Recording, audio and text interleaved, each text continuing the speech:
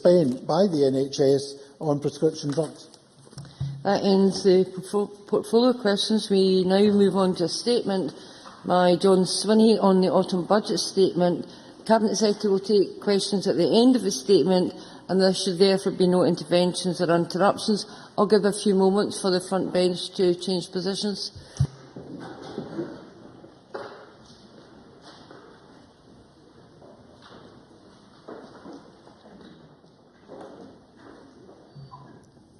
I call on John Swinney, Cabinet Secretary. You've got 10 minutes. Presiding Officer, I welcome this opportunity to update Parliament on how we intend to allocate the additional capital consequentials arising from the Chancellor's autumn statement on the 5th of December for 2012-13 and 2013-14. I will not at this stage allocate all of the additional funds available for 2014-15. Parliament will be aware that the Chancellor is planning a UK spending review in the first half of 2013, and this is likely to impact on the overall budget available to the Scottish Government in 2014-15. I wish to reflect on the outcome of the UK spending review before I allocate any additional capital consequentials for that year. For this year and next, however, I am pressing ahead with quick decisions on capital allocations. This will mean we get on with much-needed investment in Scotland to support jobs and recovery. Also, I want to ensure that Parliament has maximum opportunity to consider these changes ahead of the formal stages of the Budget Bill in January and early February. Our intention is to amend the Budget Bill to reflect the additions that I am setting out today. We have welcomed the fact that the Chancellor has, in part, listened to our message that capital investment is needed to stimulate the economy. We have taken a consistent approach to the need for additional capital spending to boost economic recovery, dating back to our calls to Alistair Darling from 2008, prior to the pre-budget report.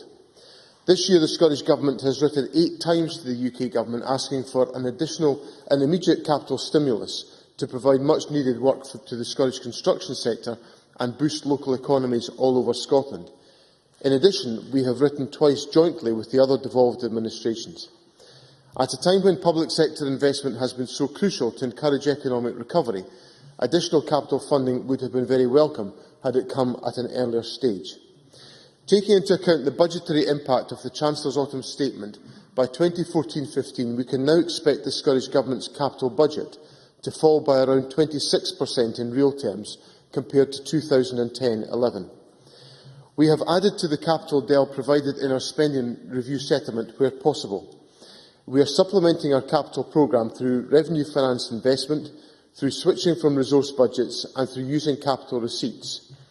Earlier this year, we were able to add to our capital budgets through capital consequentials from the 2011 autumn statement in February and through a package including use of the fossil fuel levy funding in June.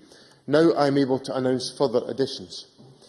In November, we provided an updated list of shovel-ready projects worth £820 million that could begin construction by the end of 2013-14 if funding was made available. The additional funding that I am allocating today means ministers can now give the go-ahead to some of these projects. Today I am announcing the Government's proposals for additional capital investment of around £190 million this year and next. This is a combination of the consequentials resulting from the autumn statement of £4.6 million in 2012-13 and £160.2 million in 2013-14. In addition, due to the progress that has been made, I am once again able to redirect contingency funds that will not now be needed for the Fourth Replacement Crossing project. This amounts to a further £25 million this year. Some of the commitments I make today will need continued investment into 2014-15, amounting to a further £15 million of investment to be funded in that financial year. In total, the programme that I announced today therefore amounts to £205 million. In deciding on allocating this additional investment, our overriding concern has been to focus on projects with a significant impact on jobs and an ability to deliver quickly, along with those that reduce carbon and help meet our climate change targets. Back in September, the First Minister wrote a joint letter with COSLA's President to local authorities, encouraging them to consider how they could boost their own capital investment. We are now allocating £46 million of the consequentials to local government for this purpose, on the condition that local authorities spend this additional funding on projects that are ready to be delivered and are not already funded in their capital programmes for 2012-13 or 2013-14. A mechanism to provide assurance on this will be agreed with local government. We will invest £21 million in transport to develop our cycling, ferry and canal infrastructure and maintain our trunk road network. This is in line with our continued commitment to increase active travel, to support our lifeline services, to encourage regeneration along our canal network, which is now the responsibility of the Scottish Government, and to continue to invest in our strategic network, all of which encourages connectivity and sustained growth. Over £11 million will be invested in economic development projects through our enterprise agencies on a range of early start projects, and all of which will provide the foundations for economic growth in their respective areas. £22 million will be spent on regeneration projects in Dalmarnock in the City of Glasgow, Irvine and in Ardrossan. This includes developing high-energy efficient office space in key locations to attract inward investors to Scotland. £10 million will be invested in our justice system, including the Scottish Court Service estate. We have noted the Justice Committee's concerns raised on the backlog maintenance associated with the Scottish Court Service estate and are investing to address immediate investment needs, maintenance across the historic court estate and improved energy efficiency. Over £7 million will be spent in rural environment and tourism projects through the Forestry Commission, the National Parks and Visit Scotland.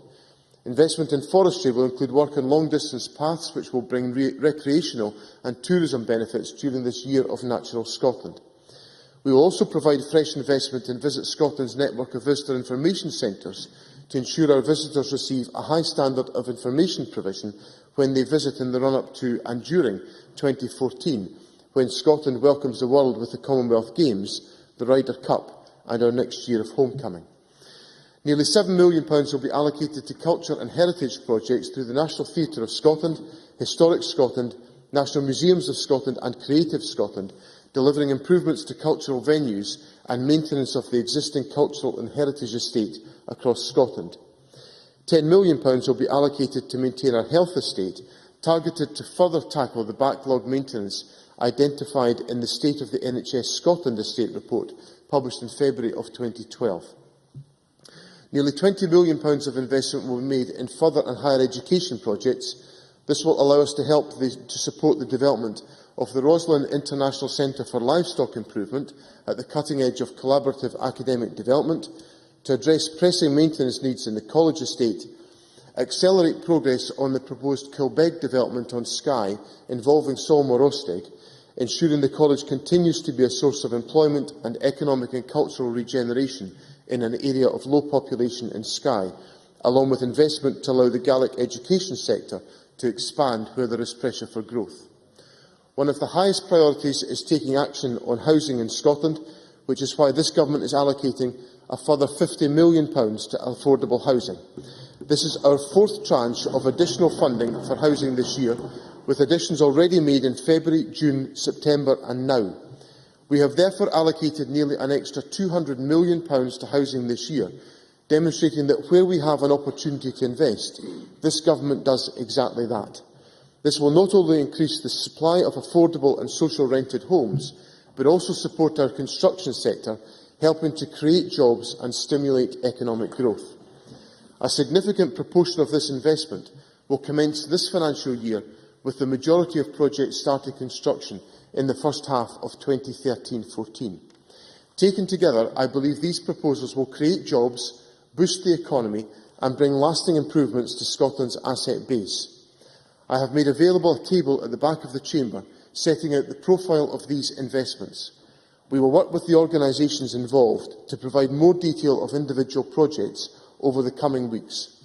The changes I am announcing today, which will deliver a building boom for Scotland, will be reflected in the budget bill, and I will welcome the debate about these proposals as part of the budget process in the new year.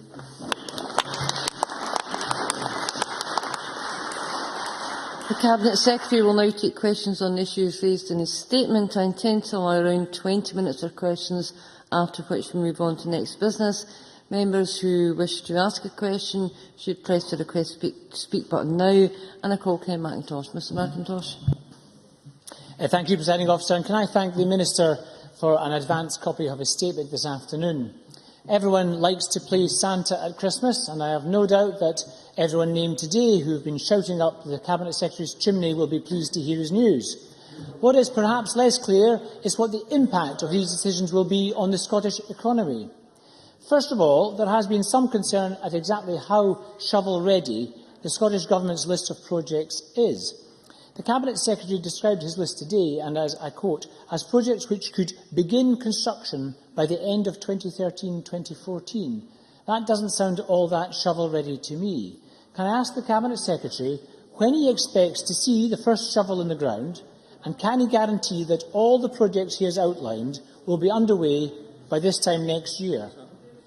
What is also missing from this statement is a guide to the criteria the Scottish Government will use to measure the success of their economic policy.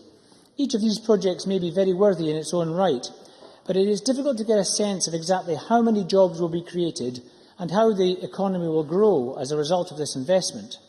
Can I ask the Cabinet Secretary how he will ensure this funding secures maximum advantage to the Scottish economy and avoids the procurement disasters of the fourth crossing process?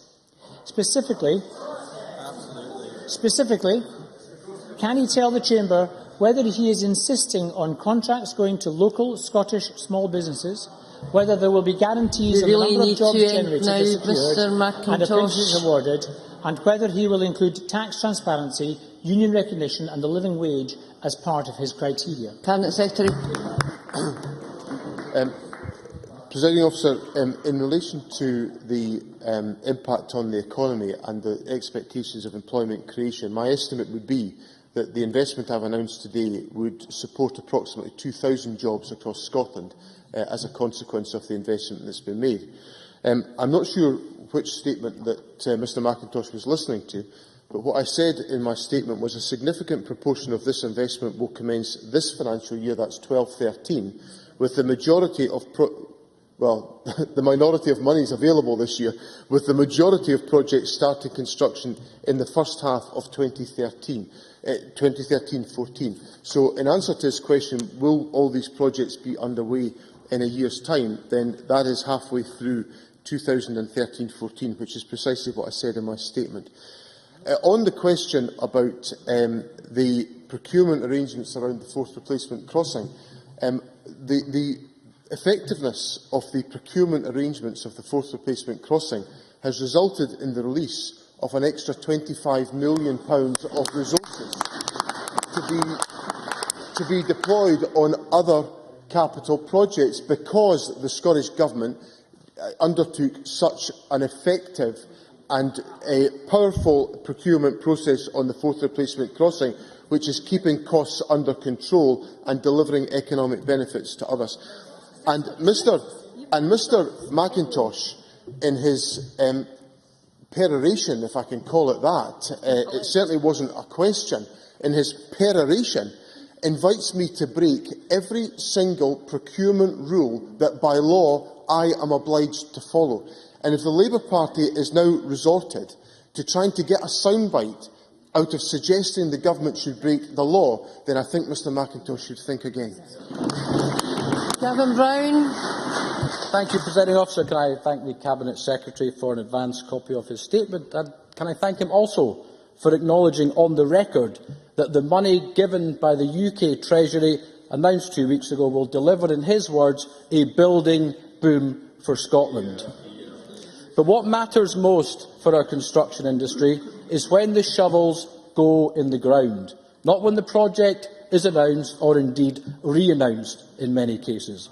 Will he publish exactly in which month each of the projects announced today will actually start on site? Now, they may mutter in the backbenches of the SNP, but the reason for that is we had big announcements about NPD this year, and it turns out only a tiny fraction of the ones announced for this year will actually happen this year. That's why we ask for a monthly breakdown. And can he also tell us which of the 43 projects on his shovel-ready list do not have planning permission? Cabinet Secretary. I've no intention of publishing a monthly listing of when the projects will start on the ground, because as Mr Brown well knows, the Government and its public agencies take forward a whole range of different capital interventions to deliver the capital programme. Some of the projects that I'm announcing today, for example, on, let's take, for example, health maintenance, or some of the maintenance projects in the further and higher education sector, providing the financial resources are available in the relevant financial year, that work can start immediately. So I think what I've said to Parliament, and Parliament, the Government gives to the Public Audit Committee a regular update on the progress on the capital budget and the capital programme. I think that is sufficient information to Parliament. We report on our deployment of the capital budget on an annual basis. We update the Finance Committee on the contents of the budget provision and the capital programme. So in all of these areas, the Government is fulfilling a strong information flow to Parliament. And on his final point in relation to the condition and deliverability of the projects, we have always made clear that all of the projects that were on our shovel-ready list had the ability to be delivered in 2013-14. That was the position, and that remains the position. Stuart Stevenson, followed by Richard Baker. In the light of the UK Government's extension of austerity to 2018, what risks for Scottish jobs are created by their continuing failure to fully fund the shovel-ready projects on the Government's list, or alternatively to provide Scotland with the normal powers of an independent country so we can do it for ourselves? Cabinet Secretary. Stuart Stevenson highlights one of the frustrations that I've had in relation to the question of capital expenditure in recent years, because it's clearly been a point, a very widely accepted view, that more capital investment by the public sector would have helped to support the process of growth within the economy in a sustained way since 2008. Now, we warned in 2010, when the austerity programme started, that there would be a consequential impact on economic activity. We take no pleasure out of seeing the fact that we have been vindicated in that view, and the fact that the United Kingdom Government has now put in place more capital investment is an indication that they got it wrong in 2010, and our persistent pressure has delivered a solution which assists in the process. Clearly, if we'd had this resource earlier, we could have made more of an impact on the economy, but we will now deploy this effectively to try to support that process now. In relation to Mr Stevenson's final point, of course, if Parliament had the full range of economic powers that any other independent country would take for granted, then clearly we could make more of an impact on this question. Richard Baker, followed by Kenneth Gibson. Housing associations have said the level of the Housing Association grant, which was reduced by the Scottish Government, has prevented them from being able to build new homes, particularly for those on lowest incomes. Will this announcement today mean the level of that grant will now increase? Cabinet Secretary. No, it will not. What the Government has been able to do, and I've gone through this detail before with Parliament and with the Labour Party on countless occasions, that despite the fact that we have reduced the level of housing support grant that's been put in place, we have managed to build more houses by driving out efficiency in the programme and achieving the objective, which I thought would have united us all, which is to build more homes. Now, what the challenge of government is to maximise the efficiency of the building programmes to ensure that the money can have the biggest impact on our society. So, forgive me for not following the direction that Richard Baker is suggesting, but I'm more interested in building as many affordable homes as I possibly can do, and not taking the route that Richard Baker is suggesting. Kenneth Gibson, followed by Willie Rennie. I welcome the Cabinet Secretary's statement, particularly the share that Ardrossan will have of the £22 million announced, and the fact that 93% of the £205 million will be spent within 15 months.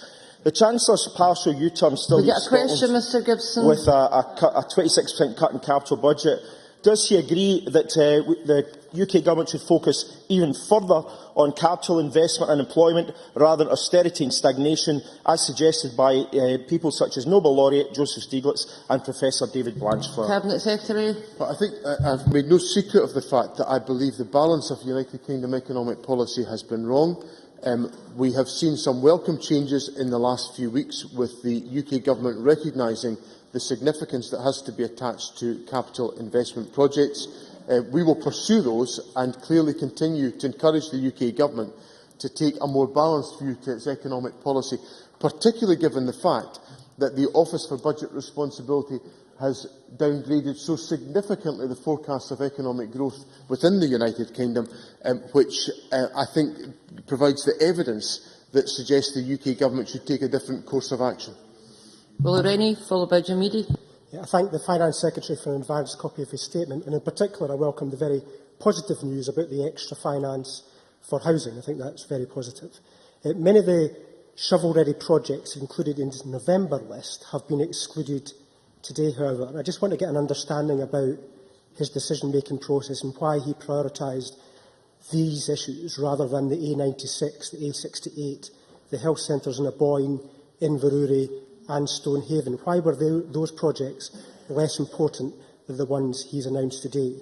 And finally, can he also, he said he's not going to allocate the full £394 million allocated by the UK Government. But surely projects like the A9 would benefit from having early notice of extra funding so that that project, that essential project, could be brought forward. Cabinet Secretary. Well, to explain to Willie Rennie the rationale behind the selection of projects, clearly if we put forward a list that totals £820 million and we only get £360 million, then clearly there's a bit of a mismatch between the two numbers, so we can't do everything. And I acknowledge his interest in the various projects that he's set out. And clearly, if we had supported those projects, then we would not have been able to support some of the projects that we've announced today. A particular emphasis in the selection of projects has been about taking forward projects that will assist us in dealing with our obligations in terms of reduction of carbon emissions and achievement of our climate change objectives. I would have thought that was an area that Mr Rennie would have had some significant sympathy with the Government in relation to that. And the point about the allocation of the full consequentials for 2014-15, I made the observation in my statement that clearly the United Kingdom Government is going to go through a spending review in the start of 2013, and I want to be in a position to reflect the consequences of that in the spending plans that the Scottish Government takes forward. And of course, that will require us to look with great care at the projects that we can support in the medium term, which is the correct planning environment in which to take that forward. I have 9 members who wish to ask a question of the Cabinet Secretary. I would be much obliged if members could cut out the preamble, come to the question, and if I could get a brief answer as possible, Cabinet Secretary, that would be helpful. Jim Eadie, followed by Elaine Murray. Can I thank the Cabinet Secretary for prioritising investment in cycling infrastructure to the tune of £3.9 million, but does he agree that it is deluded, misguided and ideologically blinkered to think that you can cut capital investment in the middle of a recession and still have economic growth? And if only this Parliament had the economic powers it needs, we would make our own decisions rather than being dependent on a UK. Well, I'm glad that Mr Rees welcomed the additional investment in cycling, which of course comes on top of the other allocations that I've made earlier on in this year to support the move to more active travel. And clearly, if we had a broader range of financial responsibilities, we could take a wider set of decisions in Scotland. Elaine Murray, followed by Joe McAlpine. In your press release, you identified £800 million worth of projects that could get underway across Scotland now, so presumably these have already been identified. Therefore, can you advise how much of the £50 million allocated to affordable housing in 2013-14 will be allocated for the provision of new housing for social rent? Cabinet Secretary. Well, as I said in my statement, there will be further detail taken forward in dialogue with stakeholders in due course, and the details in response to the point that Elaine Murray has asked for will be set out by ministers very shortly. Joe McAlpine, followed by Margaret McCulloch. I thank the Cabinet Secretary for his statement. Can he tell us if the Scottish Government will continue to look for additional money to fund capital projects? Cabinet Secretary. I think the point I made in response to Mr Gibson indicated that in the most recent autumn statement we've seen a deterioration in the estimates of economic growth. So the evidence supports a continued expansion of capital investment. That will remain an argument that the Scottish Government puts forward to the United Kingdom Government to support economic recovery in Scotland. Margaret McCulloch, followed by Stuart McMillan. In my area, people have to accept a cut in their housing benefit because of lack of one-bedroom properties. And when I asked the Government for figures on the availability of one-bedroom homes, I was told that no such figures were held centrally. How will the £50 million announced today alleviate shortages of affordable one-bedroom homes and help households faced with this double whammy of welfare cuts from Westminster and housing cuts in the Cabinet Secretary's spending review? Cabinet Secretary. Well, the first point is that clearly local areas are best equipped to determine the balance of their housing requirements and housing needs in each locality, and I think all of us would accept that that's the right thing to do. In connection with the wider housing budget, I've made the point that the Government has allocated an additional £200 million of resources to the housing sector as a consequence of the different announcements I have made this year, which I think will be broadly welcomed by the sector. And the final point that I would say to Margaret McCulloch is that I understand and I support and sympathise with her concern about welfare reform. I would just encourage her to join with the rest of us in doing something about it by acquiring the powers to ensure this country has a fair and decent welfare system in our country. Stuart McMillan, followed by Patrick Harvey. Thank you very much, Presiding Officer. I welcome the statement, Cabinet Secretary, but can you tell me if the Scottish Government will continue to press for a fuel duty regulator after the Chancellor eventually listened to the case put forward by the SNP to scrap the increase in fuel duty? Cabinet Well, Secretary. the first thing I should say is I welcome the decision of the Chancellor to not to apply the increase in fuel duty. It's a recognition of the severe pressure on households, which of course is mirrored by the actions that we've taken to relieve the financial pressure on households through the council tax freeze.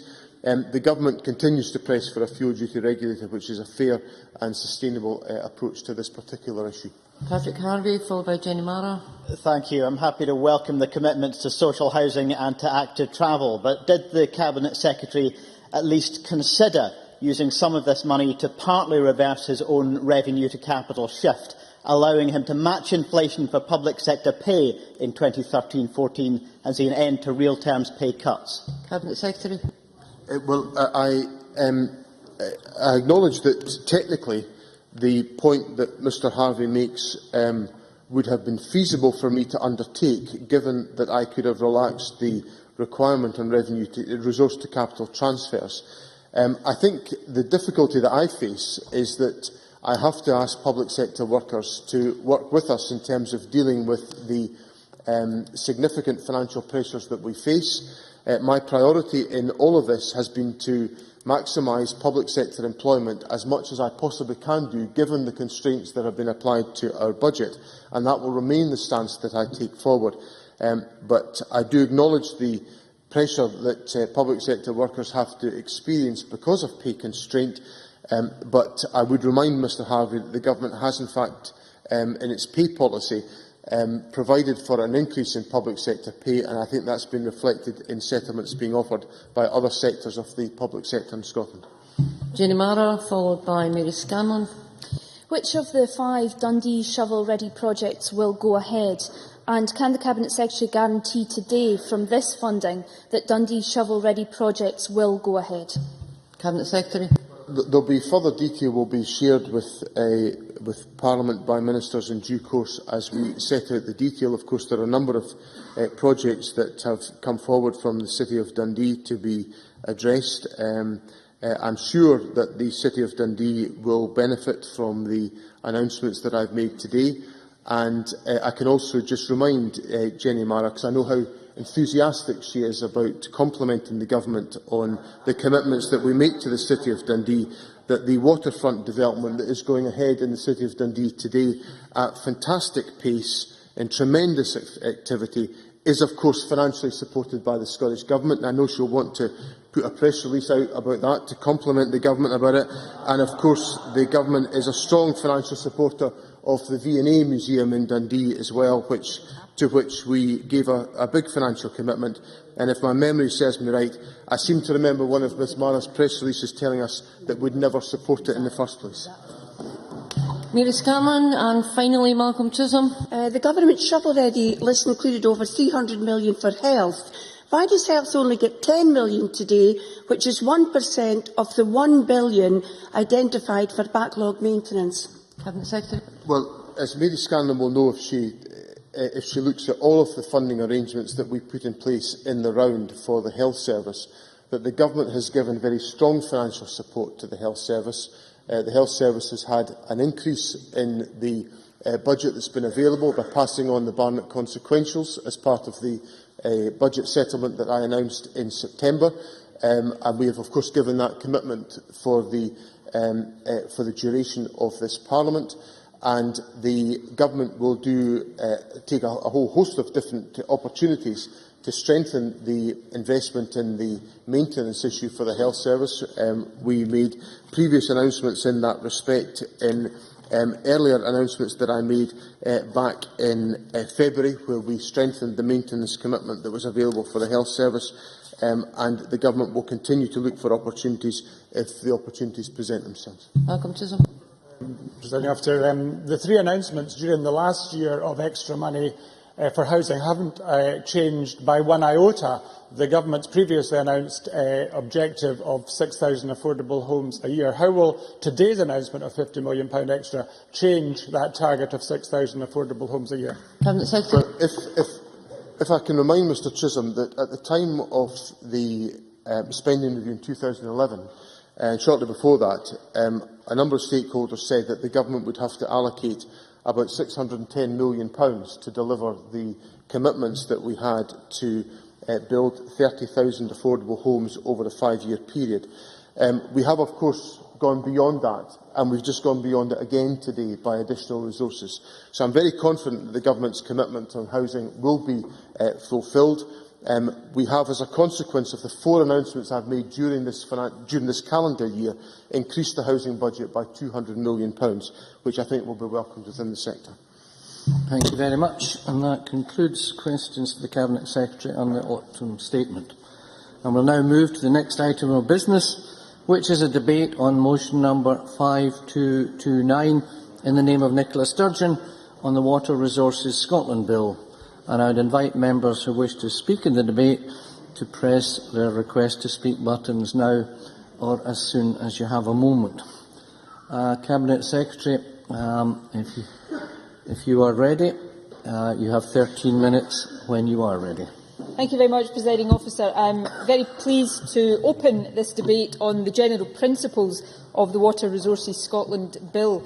The Infrastructure and Capital Investment Committee has taken both written and oral evidence in its consideration of the bill, and I want at the outset of my remarks today to thank them for the work that they've done. I'd also like to thank all of those who have given evidence to the committee, as well as those who responded to the Scottish Government consultations. I have, of course, had the opportunity to read the committee's report of its findings, and I'm pleased to note that the committee agrees that the bill's principles are sound. I think we all appreciate that Scotland's water resources are a precious commodity that should be protected and enhanced, not just for the here and now, but also for the benefit of future generations. The committee has made a number of very helpful recommendations about the bill, and I want to make clear at the outset that I will give each and every one of these points very serious consideration, and I will, of course, respond to the committee fully in due course. I am considering amendments that might be brought forward during Stage 2. For example, I note the considerable weight of opinion given in stakeholder evidence that at Part 1 of the bill, the value of our water resources should be expressed as not solely economic, but also about social and environmental benefit deriving from the resources. And I should say that our intention was never to drive economic benefit to the detriment of social or environmental factors, as these always need to be weighed up and balanced. But I have decided that I will bring forward an amendment in this area at Stage 2 to make that absolutely clear. Presiding Officer, in Scotland we're very fortunate that we have a relative abundance of water. We have a beautiful water environment, and of course in Scottish Water we've got a very highly successful public corporation. We are fortunate in that regard, but of course others across the globe are not so fortunate, and we here, of course, have a responsibility to help them. So this bill acknowledges the importance of water as a natural asset, and it places a duty on ministers and others to develop Scotland as a hydro nation that utilises its water resources to their fullest potential. It also aims to further improve our management and protection of the water environment. This is a very deliberately ambitious agenda, and I think it's important to be very clear that the work of building Scotland into a hydro nation will not be achieved through legislation alone, important though this bill is. It will also be important that we progress the programme of work that is being developed alongside this bill. And in that regard, I was pleased to address the Hydro Nation Global Ambitions Conference earlier this month, which also saw the Hydro Nation Forum convened for the first time. The event was hosted by the Scottish Council for Development and Industry, which demonstrates that the business community recognises the importance of this agenda, and also that the business community has a very important part to play in the success of this agenda. The Hydro Nation Forum brings together a high-calibre group of water experts to give new insights and impetus to the Hydro Nation programme of action. The Forum will provide a place for debate and knowledge exchange, helping us to shape the Hydro Nation programme of work. Water is an essential component of every national economy, of course.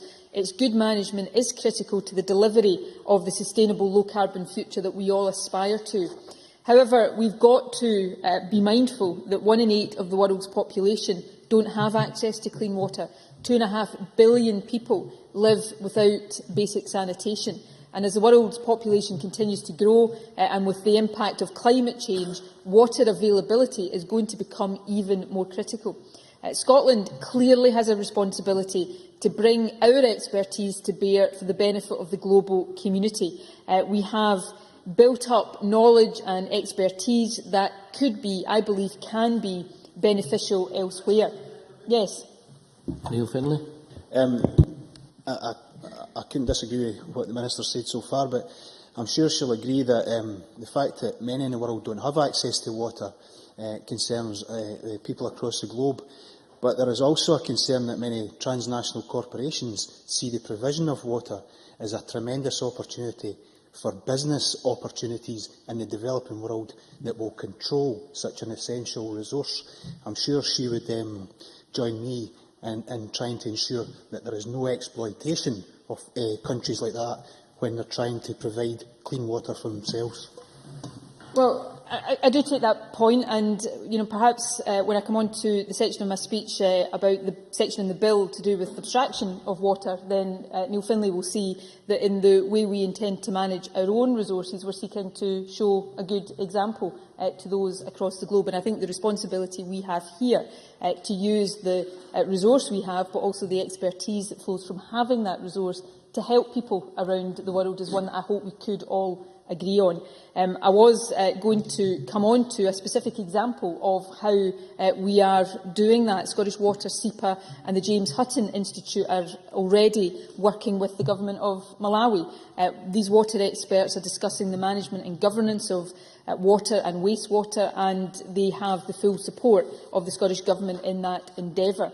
In addition to offering support to developing nations, there are, and I say this very deliberately, but in so doing, I'm mindful of the point that Neil Findlay has made, because there are commercial opportunities for Scotland to develop this sector, because we do have expertise in water governance. We've got academics with specialist knowledge of global water issues. We've got a track record of developing new and innovative technologies in the sector. Scottish Water, for example, is providing technical advice to the water industry in Qatar. We've got a number of enterprises providing water services, for example, Biomatrix Water in Murray, but these are also operating internationally, delivering ecological engineering services. So I think we have a responsibility to encourage collaboration, support innovation and encourage fresh approaches. I want to turn back, though, to the bill. The committee in its report commented on the importance of partnership working, and I would thoroughly agree with that. Partnership and collaboration are key themes running through this work and the broader hydronation programme. While at Part 1 of the bill, some key organisations are listed: Scottish Water, Scottish Enterprise, Highlands and Islands Enterprise, Scottish Natural Heritage and SEPA. It's not an exclusive or exhaustive list. These organisations are important to the development of the value of our water resources, and the provision enables ministers to direct them in relation to this agenda. The hydronation agenda is such a broad range of activities that it would clearly not be possible to list all of the participants, from the academics to the engineers, the industry to individual land managers and farmers. There are diverse roles and different types of partnerships, but bringing together these different organisations across sectors, although challenging, is also vital to make sure that we are invigorating new relationships and encouraging different working practices and the sharing of experience. The bill seeks to encourage partnership working from across different sectors and within communities. There is no wish to impact on existing local partnerships or agreements where these are working well. There is good work already underway, for example, on sustainable approaches to land management and in many other areas. In addition to helping others, of course, we must manage the resources we have wisely, and that's why the bill contains provisions giving Scottish Water the power to take steps to investigate and locate the source of something that's having an impact on its raw water quality. Drinking water quality and public health are critical issues, and it's vital that our water is of the highest quality. Our very clear expectation is that Scottish Water will work with the owner of land to agree access for monitoring purposes. Ultimately, if something is entering the water supply which shouldn't be there, removing it at source is far more efficient than resorting to treatment further along the network. The committee has also commented on the bill provisions on the abstraction of water, which I mentioned earlier on. Abstraction, of course, is the process by which water is taken from a river or other water body for a specific purpose. This is regulated by SEPA using the Controlled Activities Regulations. When an application for an abstraction is made, SEPA will consider the request and the impact of the abstraction on that water body from an environmental perspective and then decide whether to grant a licence.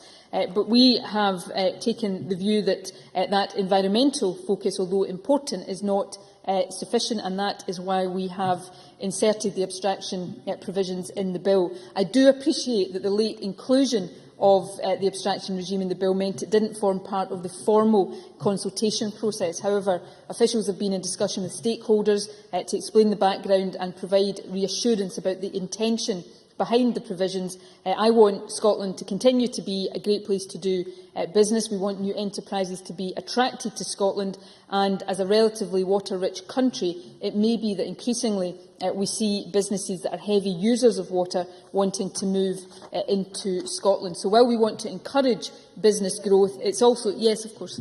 Given that Part 2 wasn't consulted on, it's a late addition to the bill, will she also take into account the Scotch whisky industry, which in fact abstracts, of 100% abstracted, 66% is back in the environment within a matter of hours? Will she for them measure consumption as opposed to the total abstraction? Well, I did say there has been ongoing discussion with stakeholders. That includes the Scottish Whisky Association. I have personally discussed this issue with the SWA, and we will continue to give them, or seek to give them, reassurance that nothing in this bill is intended to or will compromise their ability to continue to grow the sector. And I'm sure this is an issue we'll come back to at stage 2 and 3 of the bill. What I was saying, of course, which I think relates to the point Mary Scanlon made, is that we want businesses to grow, both indigenous businesses and new businesses coming into Scotland, but we also have a duty to protect our natural resources for the long term.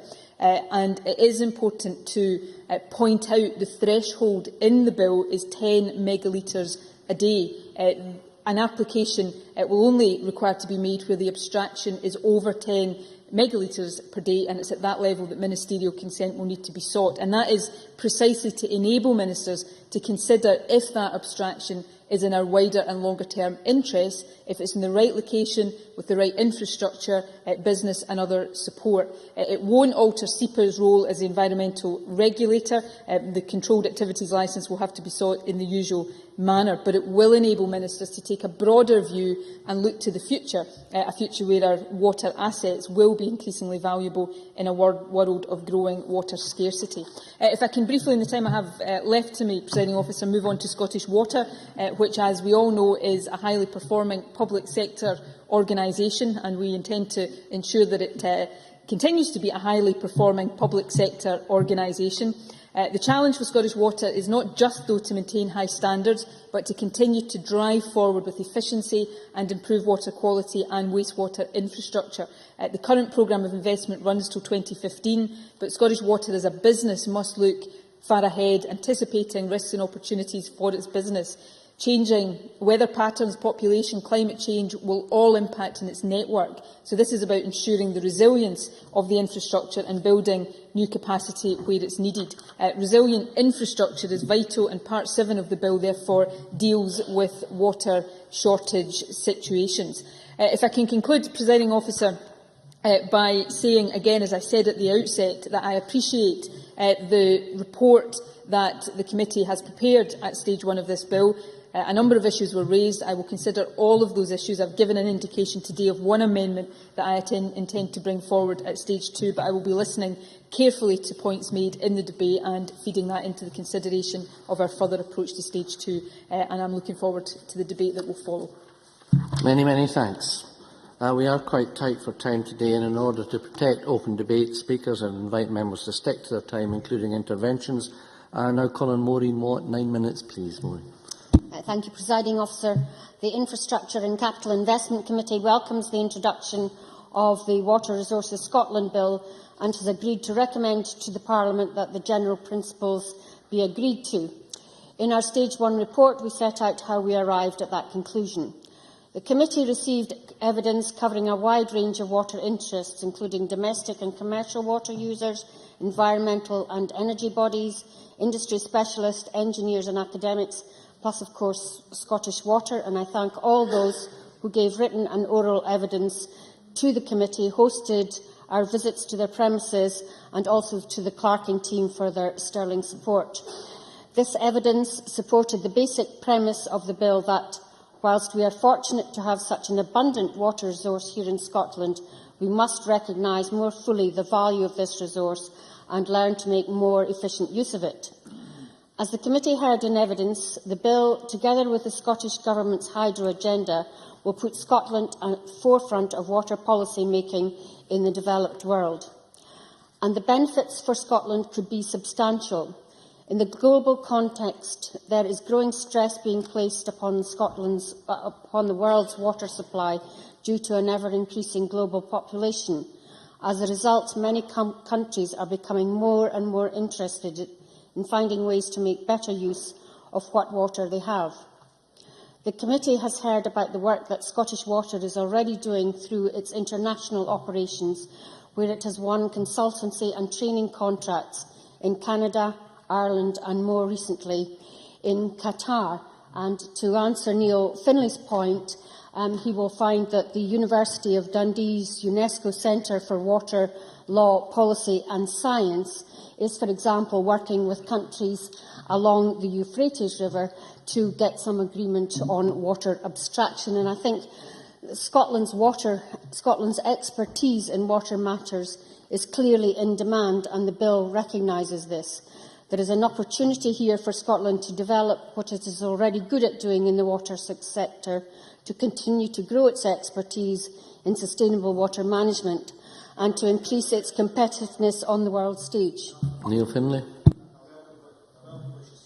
The main point I was making is that, yes, we should be going abroad and helping these countries to develop their own infrastructure, but we should not be complicit in any moves to exploit these countries by privatising their water system.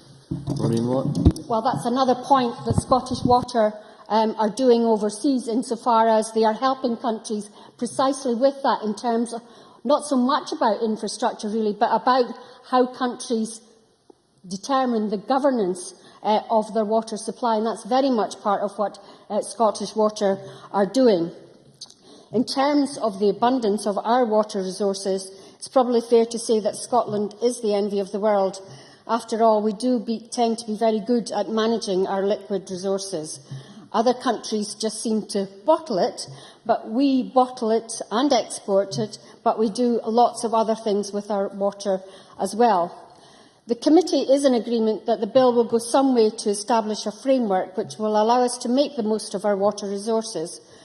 As I said, the message that we received from witnesses is that there is strong support for this direction. In addition to the positive comments we heard, I want to talk about some of the concerns that were raised with the committee. Whilst these negative comments do not, in the committee's view, call into question the general principles of the bill, we have made a number of recommendations in our report that are aimed at improving the bill.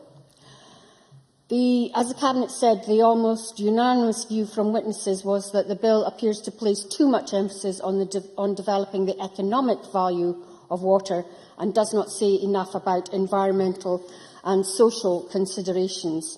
From the evidence we received, it seems to be widely accepted that the three pillars of sustainability, economic, environmental and social, need to be given equal weight when seeking to develop the value of our water resources.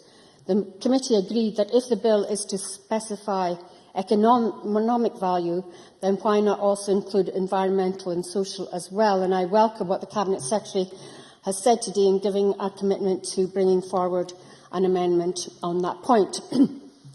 Part 2 of the bill deals with water abstraction. Alec Johnson took a lead in questioning on this part of the bill, so I do not wish to steal his thunder, and I will leave him to cover points on this in detail. That said, I wish to draw the attention of the Parliament to the evidence that we received, which reflected there was a general lack of understanding on the part of witnesses about the intended purpose of the new abstraction regime. It appeared to the committee that this was due in large part to a lack of consultation on this element of the bill, which was added just prior to its introduction. However, it's also fair to say that some witnesses were confused about whether the new regime would add anything, given that the current CAR system already includes some abstraction controls. As we say in our report, we felt that it was necessary for the Cabinet Secretary to engage directly with organisations to discuss the intended purpose and effect of the proposed abstraction regime. We called for a programme of engagement to be carried out prior to Stage 2 proceedings, and I welcome the comments from the Cabinet Secretary that this is already being undertaken. Other concerns were raised with the committee about the proposal in the bill that would actively encourage Scottish Water to develop its commercial activities in, for example, the renewable energy market. Some serious concerns were raised with us by businesses operating in the renewable energy and waste management sectors. Their fear was that the bill would give Scottish Water an unfair commercial advantage based on its status as a government-funded public body.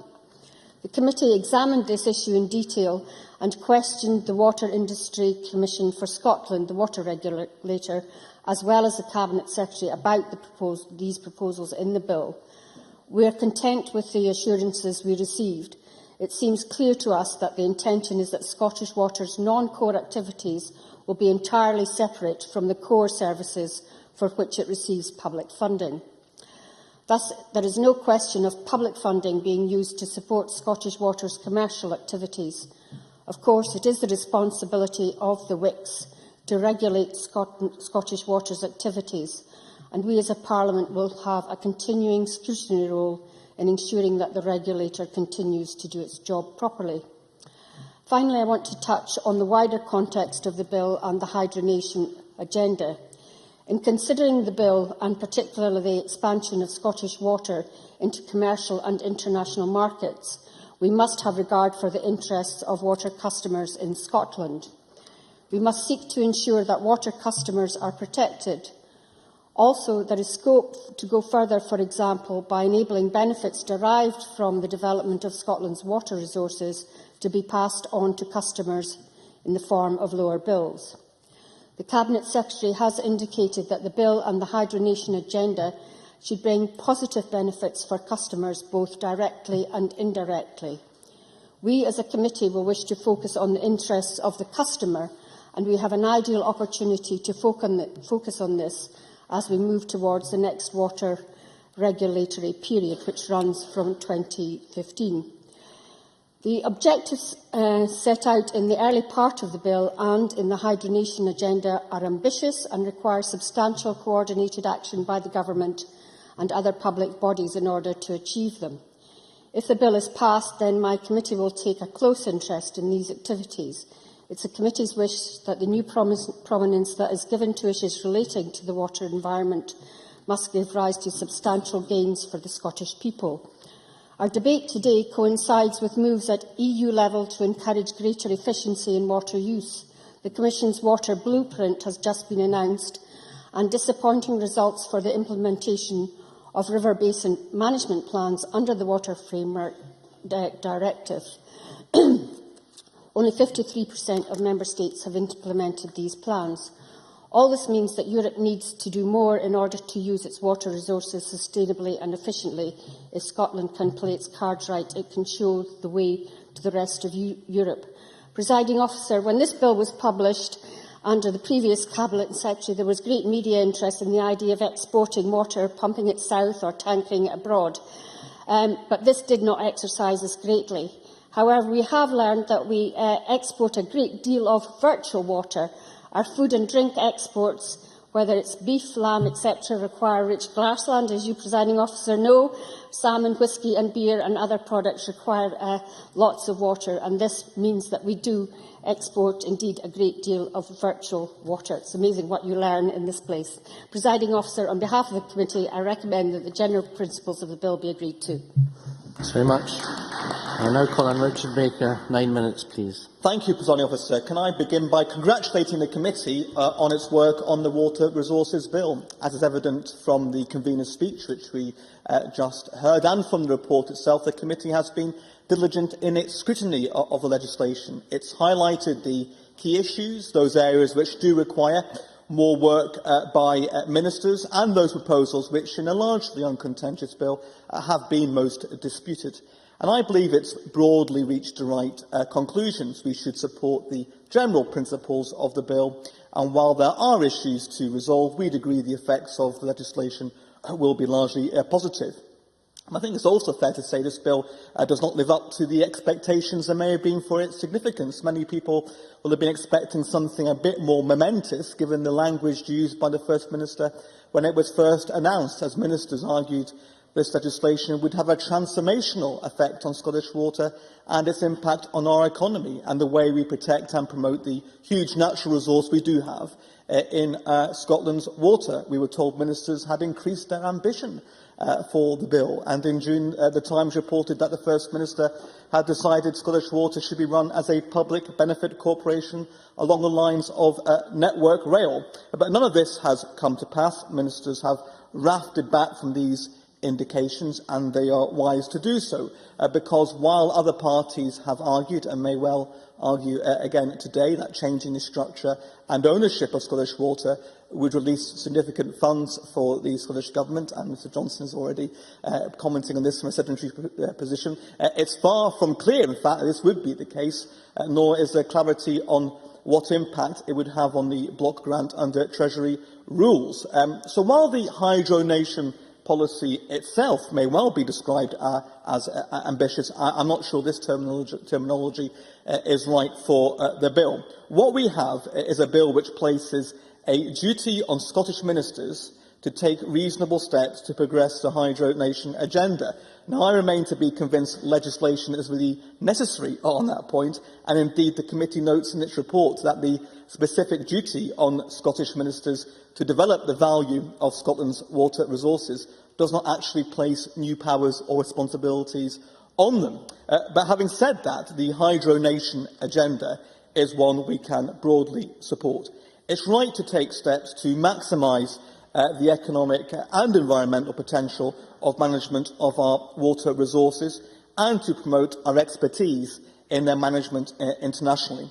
The Cabinet Secretary's predecessor was given to making rather overblown claims about exporting massive amounts of our water south of the border. I think the convener very diplomatically touched on this point very well. But nevertheless, there are many other areas in which Scottish Water does have the capacity to expand its business and boost our economy and its right to focus on these opportunities. There are many areas in which Scottish Water has had considerable success in recent years, and their increasing international activity is one of these. And it's good to hear of their expertise being used to good effect beyond simply the business ambition here when we hear from the Cabinet Secretary talking about their work in Malawi, which is very welcome. But also in terms of the economic contribution to Scotland made by Scottish Water. There's a very interesting submission in the evidence to the committee from Jim and Margaret Cuthbert on Scottish Water's approach to outsourcing activities and procurement, resulting in a situation where management skills and R&D, and they put it, seem to be almost completely derived from outside Scotland. They advocate Scottish Water adopting a procurement policy aligned with sustainable economic development, and this is in line with the proposals in their excellent paper on procurement for the Jimmy Reid Foundation. While I have debated other matters with the Cuthberts, I'd say to the Cabinet Secretary their paper on procurement should be required reading ahead of the publication of the long-awaited procurement bill early next year. There has also been discussion of the definition of the value of water in the bill, and the committee has made the case that adding environmental and social elements would provide clarity and balance to that definition. So I'm very pleased to hear from the Cabinet Secretary in her speech that she accepts this point which the committee made in its report and will therefore make the appropriate amendments at stage 2. And the committee has also asked the Scottish Government for clarity on whether peatland habitats are covered by reference to water resources under the bill. This is something environmental groups I know are concerned about, and I would be interested to hear the Cabinet Secretary's comments on that. In terms of the economic focus of Scottish Water, we acknowledge the broad welcome there has been for the clarity brought to the definitions of core and non-core services, and it's right the Scottish Government should be able to lend directly to business stream. There is clear logic behind the new powers given to enable licensed water and sewerage service providers to demand and recover charges from non-domestic customers where payment is due. All these kinds of provisions are right and sensible.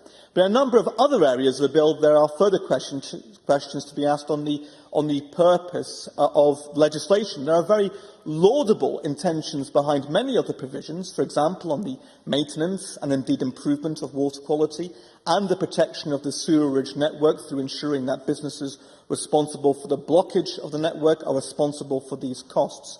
But the question is often asked, particularly by business organisations, in their evidence to the committee, if there is really a need for Scottish Water to have these new powers, given that in a number of areas there are already regulatory regimes operated by SEPA and others. If new powers are addressing a problem which does exist in the current setup, then of course they're required. If that isn't the case, it's right to ask if there is a need for new legislation. Part 2 of the bill on abstraction is a case in point, and as the proposals on abstraction were not part of the consultation process, the committee was quite right to ask the Minister to undertake further consultation on this issue before reporting back ahead of stage 2. Of course, it's right that there should be oversight of major industrial and commercial abstraction of water, but I do think ministers need to make a stronger case of why these additional powers are required beyond the controlled activities, regulations, licensing regime operated by SEPA, and to which the convener referred to in her speech earlier. More consideration also needs to be given to the list of exempt organisations.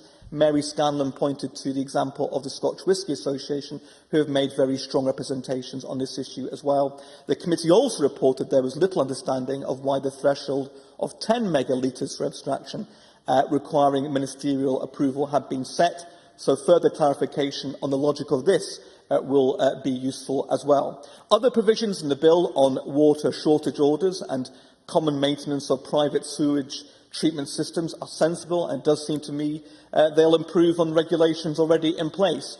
But as I said, there are a number of areas which do require further reflection, particularly as some of them will mean new regulatory regimes for businesses where they may face potential additional costs, and these are in challenging economic times, as we all know. So if these regulations are necessary, then of course they've got to be there, but we need to be sure they're required. I hope the Cabinet Secretary then will reflect on some of these points which have been made in the course of Stage 1 consideration, and we look forward to her engaging with the committee on them at Stage 2. But in general terms, this bill is beneficial, in some cases perhaps marginally, but where it will make it at least easier to pursue the Hydro Nation agenda, this is welcome, because we are agreed Scottish water and our natural resources and water are an area of significant potential for Scotland. Ministers are right to bring a focus to that work, and that's why we will support the general principles of this bill today. Many thanks. I now call on Alec Johnson. Up to 6 minutes, please, Mr Johnson. Thank you very much, Deputy Presiding Officer. I'd like to start with something that Richard Baker's raised already, and that is that the Hydro Nation agenda was brought forward with a great deal of high-profile publicity, a great deal of hyperbole. And what we got at the end of the day, I think, was a rather more down-to-earth approach to the objectives that lie behind this bill. And while some may view that as a criticism, let me assure you, coming from me, it is actually praise that the government got down to its job and tried to do this correctly. It's a bill that comes in a great many sections, in fact 8 in total, and forgive me if I don't address them all individually during the next 6 minutes, but I will try to deal with the ones that concern me most. First of all, looking at Part 1, that's the bit that contains the vision. And that's perhaps the one that might have been rather larger had the government wished to do the hyperbolic approach. However, I think what it does is set out that vision in a fairly plain language. It allows us to understand what the objectives behind the bill are and places a number of additional responsibilities in terms of activity by ministers and reporting on that activity. Part 2 of the bill is the one which has already been mentioned that I took most interest in during the process through committee. It relates to abstraction. And while I have to say that I will pass on the responsibility to talk on most of the abstraction issues to my colleague Mary Scanlon, I would like to repeat the accusation that's been made already and will be made again during this debate, that there was a lack of consultation in the build-up to the introduction of the bill. It did come as a surprise to many that abstraction was addressed in this bill. And the fact that a full consultation exercise didn't take place remains a concern. I fully accept the answers that have been given by ministers to the committee and again in the opening statements in this debate that a dialogue continues with the industry, but I believe that is no substitute for a formal consultation exercise. And many of the misunderstandings that we came across during the committee inquiry were as a result of failure to consult adequately at the appropriate stage. And I think there are still challenges ahead of us in relation to that. Moving on to Part 3 of the bill, I think that's the one that, in my view, is most important and the one that I will spend the most time on. Scottish Water, when it was created, replaced a background in the Scottish water industry which was difficult to manage, was succeeding or failing in various degrees, and it was very important that we had a structured approach to dealing with the problems of the Scottish water industry. 10 years down the line, Scottish Water is a success story, a company with a collection of people, individuals in management, and a collection of skills which are far greater than the sum of its parts. And as a result, there is a great deal of opportunity there to exploit the assets, both in terms of people and property, that exist. We, in this side of the chamber, have suggested on many occasions that the best way to release Scottish Water is to allow it to become a private company, so it can become yet one more Scottish success story. Unfortunately, it is difficult for us no, not at this stage, I'm sorry. Unfortunately, it's unlikely that we will command the majority required to make that change within this chamber. So the changes which are taking place as a result of this bill effectively give Scottish Water the opportunity to do many of the things that it could do in the private sector, but permitting them to do so within a public sector model. Well, let's take a step back from my, I'm about to take a step back from my previous argument and look at the changes that are proposed within this bill, and I welcome them so far as they go. However, the issues that were raised during the course of the committee inquiry do concern the way in which Scottish Water will function in relation to private sector companies and where competition may exist. The separation of core and non-core activities is of critical importance to the success of the changes that this bill will bring forward. It is essential that we have the confidence that private companies will not suffer as a result of unfair competition from a company that is supported by the Scottish Government. And therefore, I was significantly reassured by the answers that we got at a number of stages during the inquiry that suggest that the separation will be defined enough to ensure that there is fair competition. I think it is a strong opportunity for Scottish Water to be able to exploit its resources in terms of the provision of renewable energy. Scottish Water itself, of course, is one of the major energy consumers in Scotland. His last minute. I'm afraid I don't get much time in these debates. I need to finish the process. It is vital that they are able to exploit that. Moving on very briefly through the other parts, I believe that the changes that are taking place are largely justified and will be happy to support them.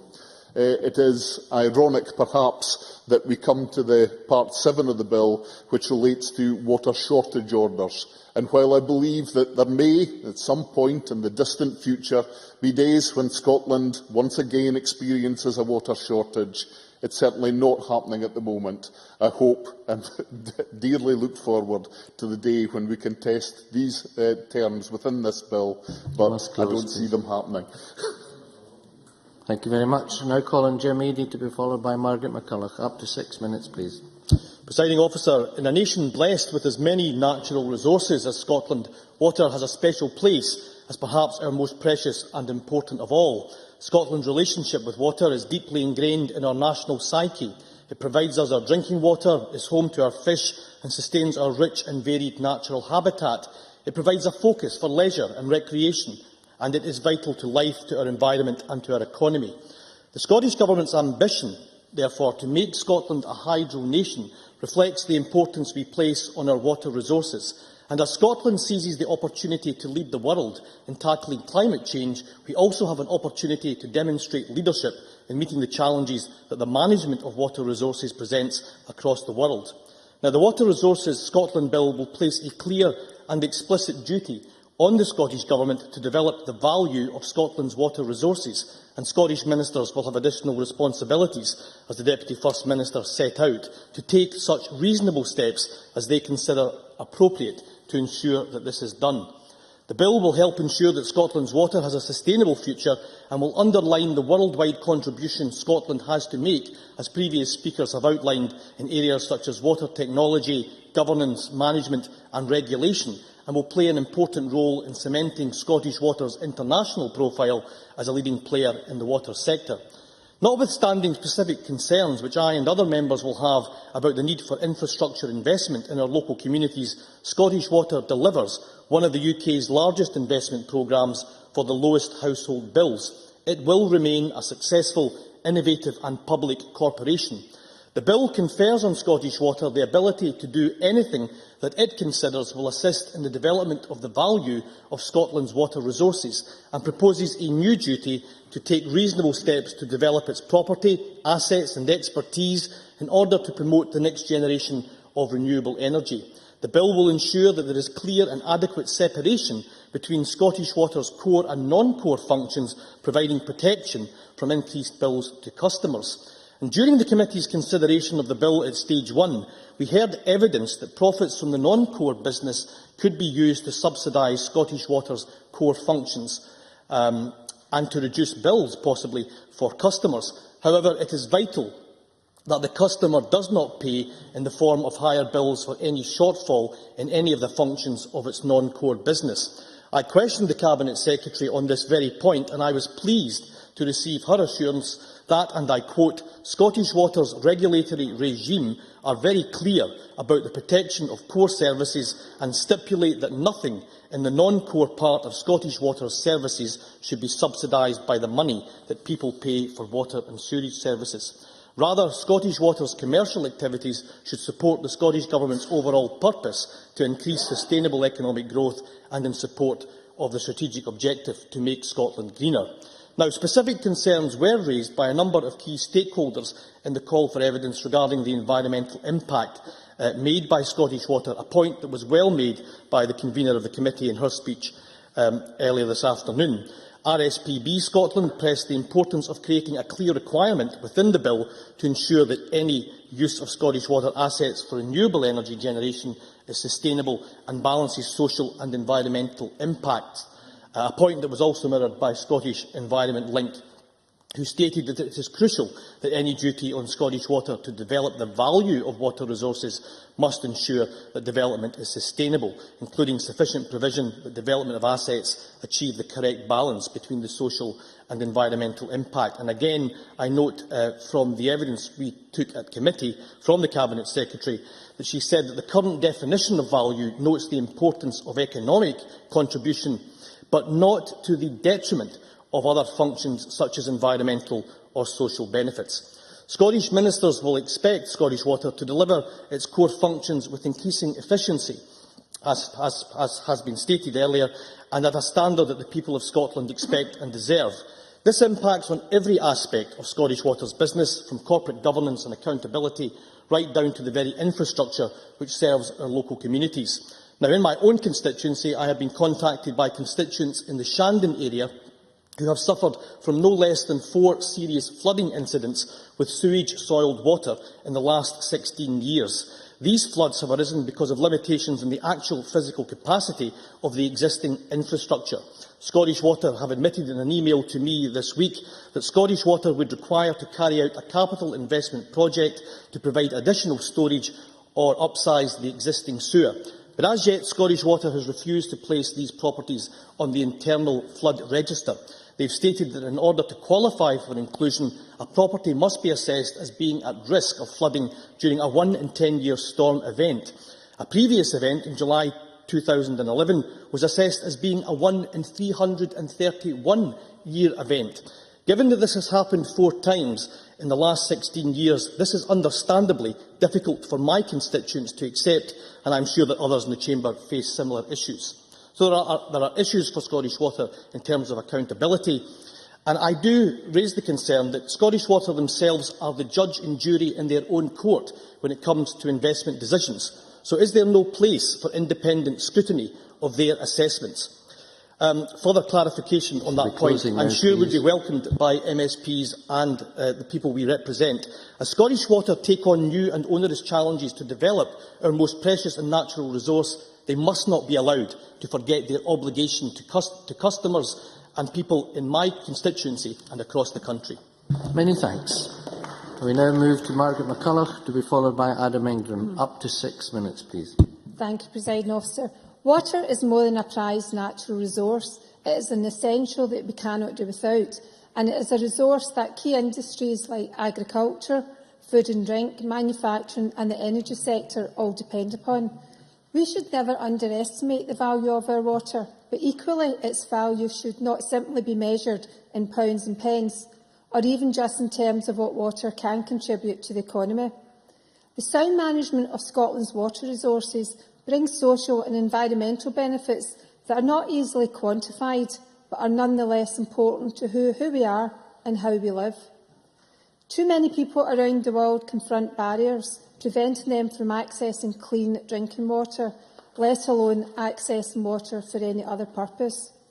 Those barriers are heightened by climate change, rising global demand and globalisation. Even here in the United Kingdom, there are parts of these islands where demand outstrips supply. Scotland is water-rich, but our nearest neighbours in England and Wales face water scarcity, not unlike that experienced by some Mediterranean countries because of their high population density. Drought occurs on average every 7 years in England and Wales, especially after the country goes through a dry winter, as it has for 2 or 3 years in a row. That is the backdrop against which this bill is being taken forward, and that is why the decisions we take about our water in the next few weeks and the stewardship of this resource in future is so important.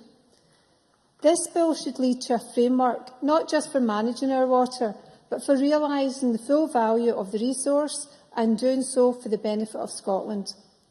In that context, the bill refers to economic and other benefits, and I support calls for greater clarity on this point, and so I appreciate the Cabinet Secretary's early remarks, and I look forward to the amendment. When the government say other benefits and actually means social and environmental benefits, as they have indicated today, then they should be explicit about what that wording is of the bill. Innovation and creativity in how we manage our water can contribute to the economy, but it can improve our communities and our environment as well. It's a very simple but nonetheless very significant amendment to the bill, which I know will be widely welcomed by the committee. I would also associate myself with all those who have welcomed new rights for those seeking to repair common-owned septic tanks, access rights for those monitoring water quality, and new offences for those illegally passing certain substances into the sewer network, such as fats and acids. The Scottish Government must also be much clearer about how they define economic benefit and how they expect Scottish Water and Scottish ministers to actually secure that benefit. We all agree that Scottish Water should be a competitive, efficient, high-performing organisation, but if we are serious about an all-Scotland recovery, where we all pull together and all work together to build up our shared prosperity, then we have to examine the role of Scottish Water in the wider economy. I don't accept that the only way Scottish Water can contribute to the economic success of the nation is for this publicly owned corporation to be privatised. With an ambitious framework and the possibility of more reforms in the new year, Scottish Water can make its considerable budget go even further and approach public procurement as more than just a transaction, but as a way of delivering jobs and new opportunities here in Scotland. In the response to the Water Bill consultation, Jim and Margaret Cuthbert pointed out that of the 16 partners delivering Scottish Water's capital investment programme, only 3 are Scottish firms. Even if these firms employ people in Scotland, the involvement of a foreign-owned firms, combined with the outsourcing of key Scottish Water functions such as R&D, design and construction is stripping skills and experience out of the Scottish economy. As we prepare for the procurement reform bill to come to Parliament in New Year, we should therefore reflect on what economic benefit really means and how a new framework for Scottish Water will help Scotland retain its world-leading position in this field.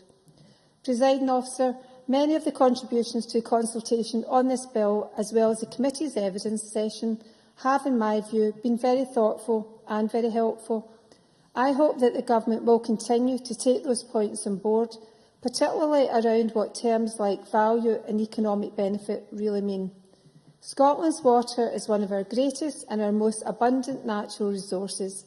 It is precisely because that resource is so crucial that I would reiterate to the Chamber the need for caution and the need for clarity as this bill proceeds through Parliament. Thank you. Thank you. I now call Adam Ingram to be followed by Stuart Stevenson.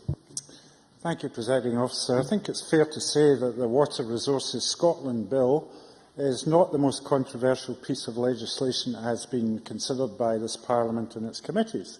But that's not to say that making the most of Scotland's water resources, as this bill seeks to do, is not of vital importance.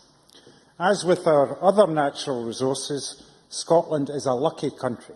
We have a superabundance of fresh water. For example, I'm told the volume of water contained in Loch Ness is nearly twice the amount found in all the standing waters of England and Wales combined. Fascinating fact number 1. What's more, our water quality is amongst the best in the world. In Europe, Scotland is recognised as a leading nation in achieving the standards required under the European Water Framework Directive. And of course, we have a high-performing water industry led by our publicly owned Scottish Water, supplying high-quality water and wastewater services, supporting economic growth whilst protecting our health and our environment, at a much better value for the customer than our Scottish Water's rivals, privatised rivals down south. I think Alec Johnson, please note. Incidentally, given the Liberal Democrats' position on Scottish Water, I'm a little surprised and disappointed none of their MSPs have seen fit to participate in today's debate. However, in addition to the growing excellence of Scottish Water, we have a strong academic base and innovative SMEs. So, in an increasingly water-stressed world, Scotland is well placed to develop into a world-leading hydro nation, as the Cabinet Secretary ably presented in opening this debate. Again, it's fair to say from the evidence gathered by the committee that there is a broad consensus amongst all stakeholders on the desirability of pursuing the hydro nation agenda and for the bill in its intention of doing so. And that's reflected in the committee's recommendations to the Parliament that the general principles of the bill be agreed. That's not to say there are no areas of contention that the Scottish Government will need to address in further stages of the bill, and the most prominent of these relate to the provisions of Parts 1 and 2 of the bill, and I'll confine my remarks this afternoon to them. Part 1 places a duty on Scottish ministers to take all reasonable steps to develop the value of Scotland's water resources, which will in itself, of course, sharpen the Parliament's focus on holding ministers to account. And there is actually a strong case for consolidating annual reporting to Parliament on the hydro nation agenda, incorporating scrutiny of this bill when it's enacted and the implementation of other relevant water-related legislation like the Water, Environment and Water Services Act and the Flood Risk Management Act. And we look forward to the Cabinet Secretary's proposals in that regard. The main point of issue here, though, related to the definition of the value of water. The bill emphasises the development of the economic value of the resource and does not explicitly refer to the social and environmental elements of value. And I would agree with those witnesses who argue that this legislation must ensure that any future development of Scotland's water resources is entirely sustainable and must seek to protect and improve the natural environment. RSPB, in their briefing for today's debate, suggest adding in a sustainable development duty, akin to that of the Marine Scotland Act, which should reinforce that intention, and I look forward to discussing such an amendment at stage 2. Similarly, the bill and the hydro nation agenda need to link in with other policies, such as our climate change legislation and the EU's blueprint to safeguard Europe's water resources, which recommends efficiency measures to save water and energy. As for Part 2 of the bill, which introduces ministerial control of large-scale water abstraction, the Government will need to clear up the current confusion as to its purpose. This section, as others have mentioned, was a late addition to the bill and not consulted upon.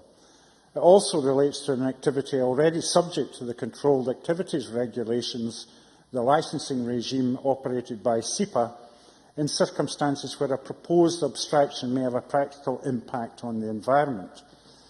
And as members have been made aware, the Scotch Whisky Association have also expressed concern that the threshold of 10 megalitres per day, as set out in the bill, may be reduced in the future, and unless they are exempted from this provision, could constrain the industry's growth. Now, dealing with the Scotch Whisky Association and their concerns will be familiar territory for the Cabinet Secretary. Be grateful if you could come to a conclusion. Yes. Notwithstanding these issues of detail which can be addressed in later stages, I'm pleased to support principles of this bill and the ambition of this government has to build Scotland into a hydro nation. Thank you. Thank you very much. I now call Stuart Stevenson to be followed by Duncan McNeill. Presiding officer, as I stand before you here today, I'm a mixture of natural chemicals, but the most important one, the one without which I would have no existence, is the two atoms of hydrogen in close embrace with an atom of oxygen, H2O, water. That constitutes some 57% of my body, of all the chemicals that make up the essential me. We can survive without food for many weeks, but we survive without water for only a very few weeks. We can choose. Others in areas of substantial aridity have no choice whatsoever. But I'm lucky so far. My body receives water in adequate quality, processes water with other inputs, retains enough for its needs and discharges water waste, all with adequate efficiency. An absolute model for Scottish water. A key part of this bill is about people who are less lucky. Embedding the domestic success of Scottish water, cheap, cheerful and effective in comparison with elsewhere in these islands, into the world. The key part of this bill is addressing the hydro nation agenda. Our expertise should be seeing others gain the kind of skills that we have here. I've no objection whatsoever to a state-owned company in Scotland helping and engaging in commercial and social activities in countries elsewhere. No doubt Mr Johnson will care to think whether it's time that DB Schenker was thrown out of the rail network in the UK and the Dutch Post Office did not get to undermine Royal Mail. But I suspect that wasn't where he was going in his previous remarks. Now, providing commercial services from Scottish Water's expertise and working in conjunction with the 300 or so companies that constitute Scotland's water industry is important in engaging internationally. Now, I particularly welcome the bill's duties placed on ministers in relation to, and I quote, ways that contribute to the sustainable use of water resources, and that's at 1.1b. The wider sustainability agenda is progressed through the Climate Justice Fund, which I was very pleased to be associated with previously. The two march together, economic and sustainable futures. Our water resources are, the bill says, to be used not just for economic benefit, but for any other benefit. And I particularly welcome the Cabinet Secretary's plans to make that much clearer. I'm going to focus a little bit on the international activities that we can be involved in that relate to water. I was pleased when I was in Rio as Climate Change Minister to meet a number of international organisations for whom water was a key issue. Because while we have too often, perhaps, a surfeit of water, increasing numbers of people around the world are in water deficit. And meeting people from around the world, from countries that are in water deficit, is a graphic way of engaging attention and making real what is only words on paper, when you meet people who have to deal with these problems day to day. So I'm pleased that we've been able to work with Mary Robinson and with others to create the Climate Justice Fund and through that to be supporting water initiatives. The Government has said, and I absolutely support, that it wants to be the help desk to the world on water governance, and I think that's very important. Now, water and energy are closely connected. I mean, what do you think a tonne of water looks like? And the answer is it's a cubic metre, something that, by that, by that. It's a heck of a lot of weight when you move water around. So I very much welcome the fact that Scottish Water are now engaging in producing green power on their own estate. And this bill before us gives certainty to their ability to profit from doing that, not simply to use it for their own purposes. That's an economic and environmental benefit. And it builds further expertise at the join between the economy and the environment, which I very much welcome. And of course, it's another opportunity to earn from the developed world and support countries in greatest need where they cannot afford to pay for such skills as we have. We've already in the world seen border disputes over water, and it is not unlikely that over the next 100 years we will see skirmishes, perhaps even wars, fought over water, because there is no asset in the modern world will be more important.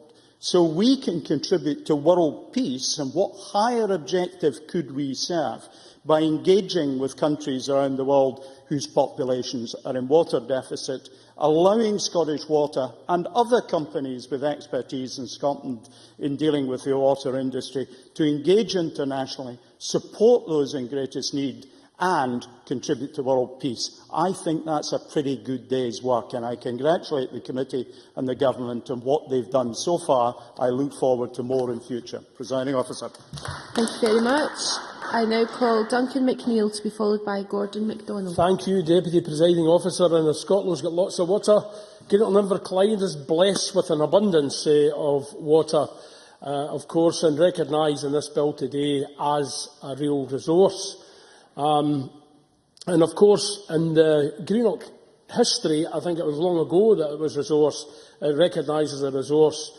With Loch Tom, an internationally renowned engineering marvel, designed by the Scottish civil engineer Robert Tom, using water assets to address public health issues, with the provision of clean drinking water for the town, and of course at the same time fuelling the industrial revolution, providing water power to our mills and refineries. And while those mills and refineries may now be gone, the good quality water that I drink at home every day has sustained a core responsibility delivered by a public company, Scottish Water, and clearly valued in that context and supported, I believe, by the public of Scotland. Whatever the recognised benefits in this bill, there are clear responsibilities and they should remain a priority of that clean quality water. But if the bill being discussed today can achieve the worthy aims and outcomes that came from Robert Tom's invention and engineering skills, then we will have achieved what this bill sets out to do. The greater good and impressive outcomes for social, business and others. And I welcome the Cabinet Secretary's announcement today in response to the committee, recognising the important value of the water resource and seeing that in the widest possible terms, in terms of the environment, the social benefits, as well as any financial benefit that may also accrue to Scottish Water and its customers. But I think we also need to recognise that questions still remain and ambitions, whether clear and worthy. Who will ensure that the environmental and social considerations are given equal weighting in those discussions? Who will be making those decisions? And I think there is a genuine worry that while worthy, I think, you're seeing the benefit of water as a resource and the development, the commercial development associated with it, there is a concern that may divert Scottish Water away from its core principles. So these questions, I think, need to be asked. Who will ensure that partnership working that is in place now will continue and that those partners and their views will be respected? What of the community planning process that is in place now with public bodies? How will that be respected in the bill, and recognised in the bill? And what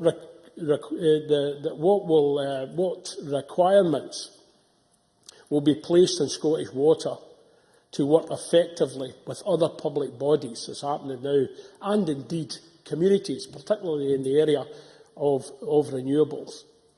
These questions are important from my constituency perspective, from a community that wishes to be a full member of the Scottish Hydro Nation. We want to use to the full that infrastructure that has been bequeathed to us, the Loch Tom, the Cut, all of the infrastructure that's there on those hills that stretch along that Great Port Glasgow waterfront. We want to be able to use that effectively to good purpose, and particularly to develop the ideas that have came from the community, have been taken up by the local authority, and how we best develop renewable electricity supply from those resources and the natural environment. And I believe that this bill does move us in the right direction.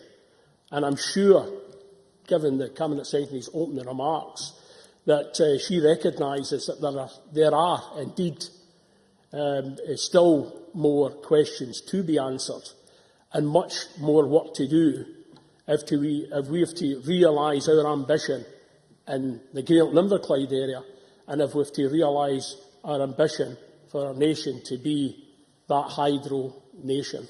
I welcome the bill. Thank you very much. We seem to have gained a little bit of time back in the debate, so there is time for the next two speakers, Gordon MacDonald to be followed by Colin Beattie.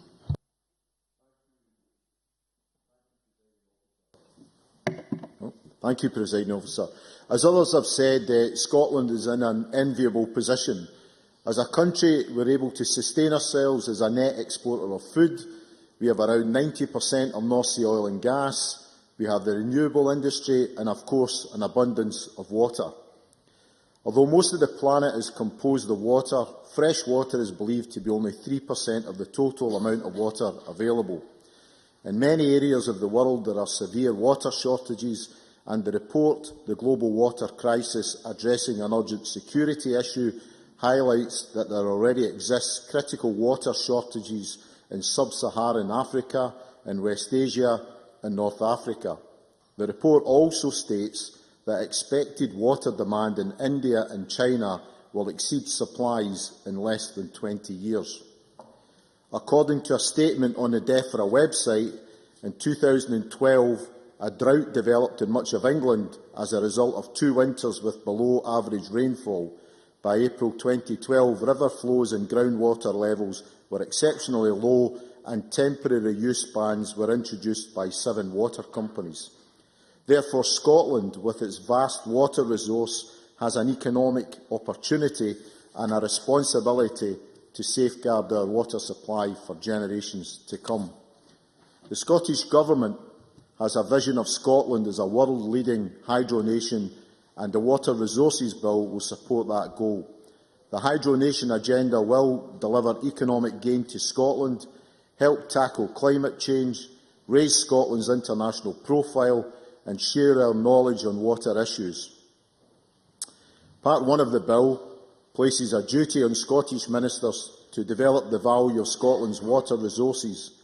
Many organisations favour this approach, including the Centre for Water Law, the James Hutton Institute and Scottish Water, who welcomed the proposals and stated that provided a statutory basis for developing Scotland's water resources in the interests of Scotland. Part 3 of the bill is concerned with Scotland Water's functions and its exercise of those functions. The bill aims to protect customers who receive the core services of water and wastewater services, but would also allow Scottish Water to do anything that it considers will assist in the development of the value of Scotland's water resources. This would include using its assets for the generation of renewable energy, and with an investment of £44 million to deliver the new functions imposed by this part of the bill. Scottish Water, through its subsidiary Scottish Water International, will be able to offer services internationally using the world-class expertise of their engineers, scientists, managers, and with their ability to help the world harness its water resources, most effectively to assist countries to tackle the effects of climate change. As the Institute of Civil Engineers suggested in its evidence that the bill would help Scotland maximise the benefits of what is already good at doing in the water sector, to continue to build capability in addressing complex sustainable water management issues, and to further increase Scotland's competitiveness in the world stage in this area. Part 2 of the bill relates to the control of water extraction. I said earlier that we have an abundant water supply, but we also have a responsibility to ensure that the plans put forward in this bill are sustainable in the long term. The bill provides for Scottish ministers to control large-scale water abstractions and requires ministerial approval before an abstraction above 10 million litres per day can take place. There are exemptions in place for those generating electricity from hydropower, from agricultural purposes, fish farming, quarrying or mining. However, there was one surprising omission, and that was the whisky industry. I should at this stage declare my interest in this omission, as I have the Scotch Whisky Research Institute in my constituency. In addition, I have a modest collection of malt whisky, and I am, of course, a consumer of the product. So I am well aware that the whisky industry is very important for the Scottish economy, as it provides thousands of jobs, many of them in rural areas, thereby sustaining local communities. It also represents 80% of Scotland's food and drinks exports, so it's a vital part of our economy. However, in its written evidence, the Scotch Whisky Association stated that it uses over 37 billion litres of water per annum at current production rates, although two-thirds of this is returned back into the water courses after being used for cooling purposes. Whisky production has, since 1983, more than doubled. While this is a fantastic economic good news story for Scotland, we have to be aware of potential problems if this growth rate continues. The James Hutton Institute highlighted the difficulty in setting a threshold when every catchment area is different, and therefore it is important to measure the impact on a particular local area rather than applying a figure across the board. We have to safeguard not only our natural resources, but also support our key industries. And as the committee report states at paragraph 95, in order to provide greater clarity, the committee considers that the Scottish Government should include discussion on the threshold limit when it engages with stakeholders in the wider policy intention of Part 2 of the bill. Finally, Presiding Officer, water scarcity and access to clean water and sanitation is a global concern. Scotland can and should play a leading role in tackling this problem. Thank you very much. And I now call Colin Beattie. Presiding Officer, let me begin by stating the obvious.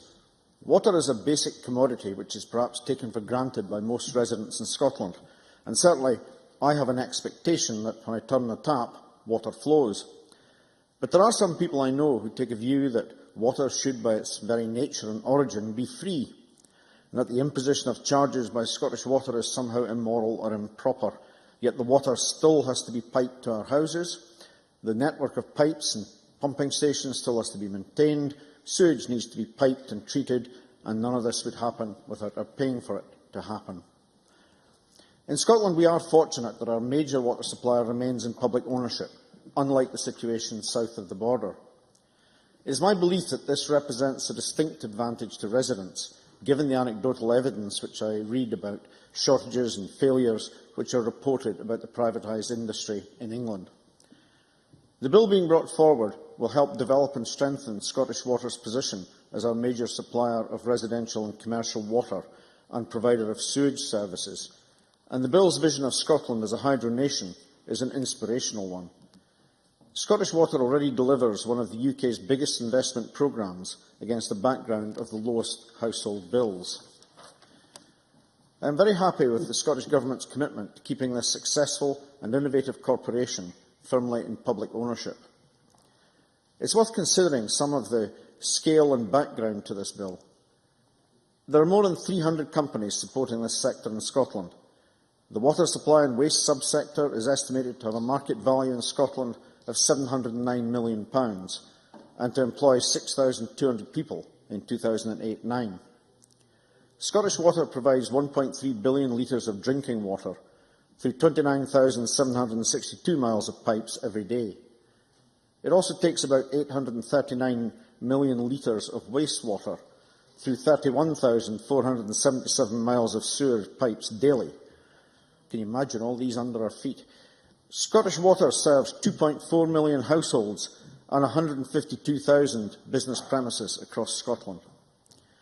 I think it must be clear that Scottish Water is a high-performing business by anyone's standards, and that's not a statement you can often make with confidence when referring to utility companies. It's also worth looking at some of the key indicators that support that statement. Drinking water quality is at its highest ever level. 99.86% of samples comply with strict quality standards. Leakage has been reduced by 70 million litres of water every day. Real operating costs have been reduced by 40% since 2002, and I wonder if any other company in the water industry can approach this. They have the highest ever customer satisfaction score in 2011-12 of 83%. In 2011-12, Scottish Water delivered £491 million of investment, and over the past 10 years, £5.5 billion has been invested across Scotland. In 2012-13, the average household annual charge at £324 per annum will be £52 lower than the average in England and Wales, and that's quite a turnaround, an improvement on 2002-3, when the average charge was £30 higher than in England and Wales. I think these are achievements to applaud, and the proposed bill must and does support the development of Scottish Water across a number of critical areas. Importantly, the bill places a general duty on Scottish ministers to actively ensure the development of our water resources. The bill gives Scottish Water power to control large-scale water abstractions, and Scottish Water is given an obligation to develop their assets, including generation of renewable energy. It allows Scottish Water to place conditions on trade effluent consents, which should improve and control the quality of trade effluent.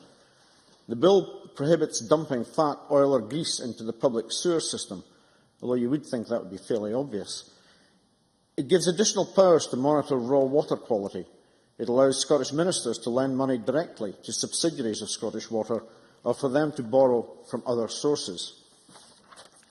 And it creates a new system for dealing with temporary water shortages. These and other contents of this bill are key to the continued development of a vigorous and modern Scottish Water. Returning to the concept of a hydro nation, which I touched on previously, Scotland could play an increased role internationally. Water scarcity and access to clean water and sanitation are matters of global concern. China and India alone make up 50% of the global population without sanitation facilities. But the Scottish Government, in addition, has launched a £3 million Climate Justice Fund to support nations which contribute least to climate change but who feel the worst effects of climate change. And this is all part of our increasing international engagement. Considering all the aspects of the bill, it's clear that the SNP government has the vision to make Scotland an effective player on the world stage by using innovation and the resources our nation has available. This government extracts the maximum value from our resources while still ensuring the environment is protected and the individual consumers receive the high-quality service they've come to expect. We have a beautiful natural heritage which will be preserved by this government. Scottish Water has faithfully served consumers as a publicly owned corporation since 2002, lowering the cost of clean water and sewage disposal to my constituents and the rest of the nation. This bill better prepares us for the future, and while there were actually floods in Musselburgh in my constituency last year, I am grateful for the provisions in this bill which will help manage droughts and water shortages. You never know what the future will bring. But this bill is focused on the future, and most importantly, ensures we're getting the most out of one of our most valuable resources. Thank you very much. We now turn to closing speeches, and can I remind members who participated in the debate that they should be in the chamber for closing speeches. I call on Mary Scanlon. You have up to 7 minutes. Thank you, Presiding Officer. I'd like to start by thanking the Infrastructure and Capital Investment Committee for the Stage 1 report on this bill, under the very able leadership of Maureen Watt. I was listening to Colin Beattie, and it reminded me that my son often tells me that engineers save more lives than doctors because they provide clean water, and I thought that was appropriate following Colin Beattie. But in this fourth session of the Parliament, I would have thought that the lessons from the past in bringing forward legislation would be learned. The SNP and Conservatives, we were very vocal in opposition when measures were brought forward by the previous Liberal Labour Scottish Executive with no consultation, and rightly so. I was therefore shocked to see that the section of the bill on abstraction, Part 2, was added with no consultation whatsoever. Neither does it seem to be clear to the many witnesses how the proposed abstraction application process will be separate from the current Controlled Activities Regulations licensing regime operated by SEPA, otherwise known as CAR. So it's not surprising that, and I quote, the committee has been made aware in evidence of a number of concerns in relation to the proposal to introduce the new abstraction regime, paragraph 74, particularly when CAR is considered to be working well, and ministers already have the power to call in abstractions under the current system. So I hope that this potential duplication will be addressed in the course of this bill, and it would also be clarified, because from my reading that's much needed. Even SSE stated that they did not have enough information to form a view on it, paragraph 75. And the Centre for Water Law, which I didn't know existed, considered that the existing CAR system worked well, and they found difficulty to see the benefit of another layer of regulation. So it's therefore not surprising that Energy UK considered Part 2 of the bill not to be in keeping with the better regulation agenda. So, as Alec Johnson said, continuing to talk to stakeholders is a world apart from a thorough and considered consultation process, especially when the government occasionally have a different interpretation of what is consistent dialogue to some of the rest of us. And I would also share the doubts of the committee in paragraphs 84 and 85, where they acknowledge concerns questioning the need for a new abstraction regime, and they suggest instead to enhance the existing CAR regulations. That seems to make much sense to me. Their disappointment that the government did not manage to include proposed abstraction regimes in either of its two previous consultations is perfectly understandable and, to be fair, not really conducive to good and effective legislation. As I raised earlier with the Cabinet Secretary, and others have mentioned, the Scotch Whisky Association's point, which would have been raised in a consultation process, that the threshold should specify the volume of water that is consumed rather than the amount abstracted, particularly as only 1/3 taken from the environment is used for distillation and 2/3 returned. I noticed that paragraph 92, SEPA raised concerns of the gap between abstraction and return to the environment. Well, I asked plenty of people at the Scotch Whisky Association event in the main hall last night, what is the time frame of that gap? It is between 2 and 12 hours. So I cannot see burns running dry, and this scaremongering by SEPA, I'm not sure that they're totally aware of that time frame. And I would also say, as the convener of the cross-party group in Scotch Whisky, this industry has done more than most to address energy use, pollution, recycling and environmental issues. Paragraphs 94 and 95 seek clarity over the rationale for the 10 megalitres a day limit and point to a lack of understanding on the part of stakeholders about the policy intention.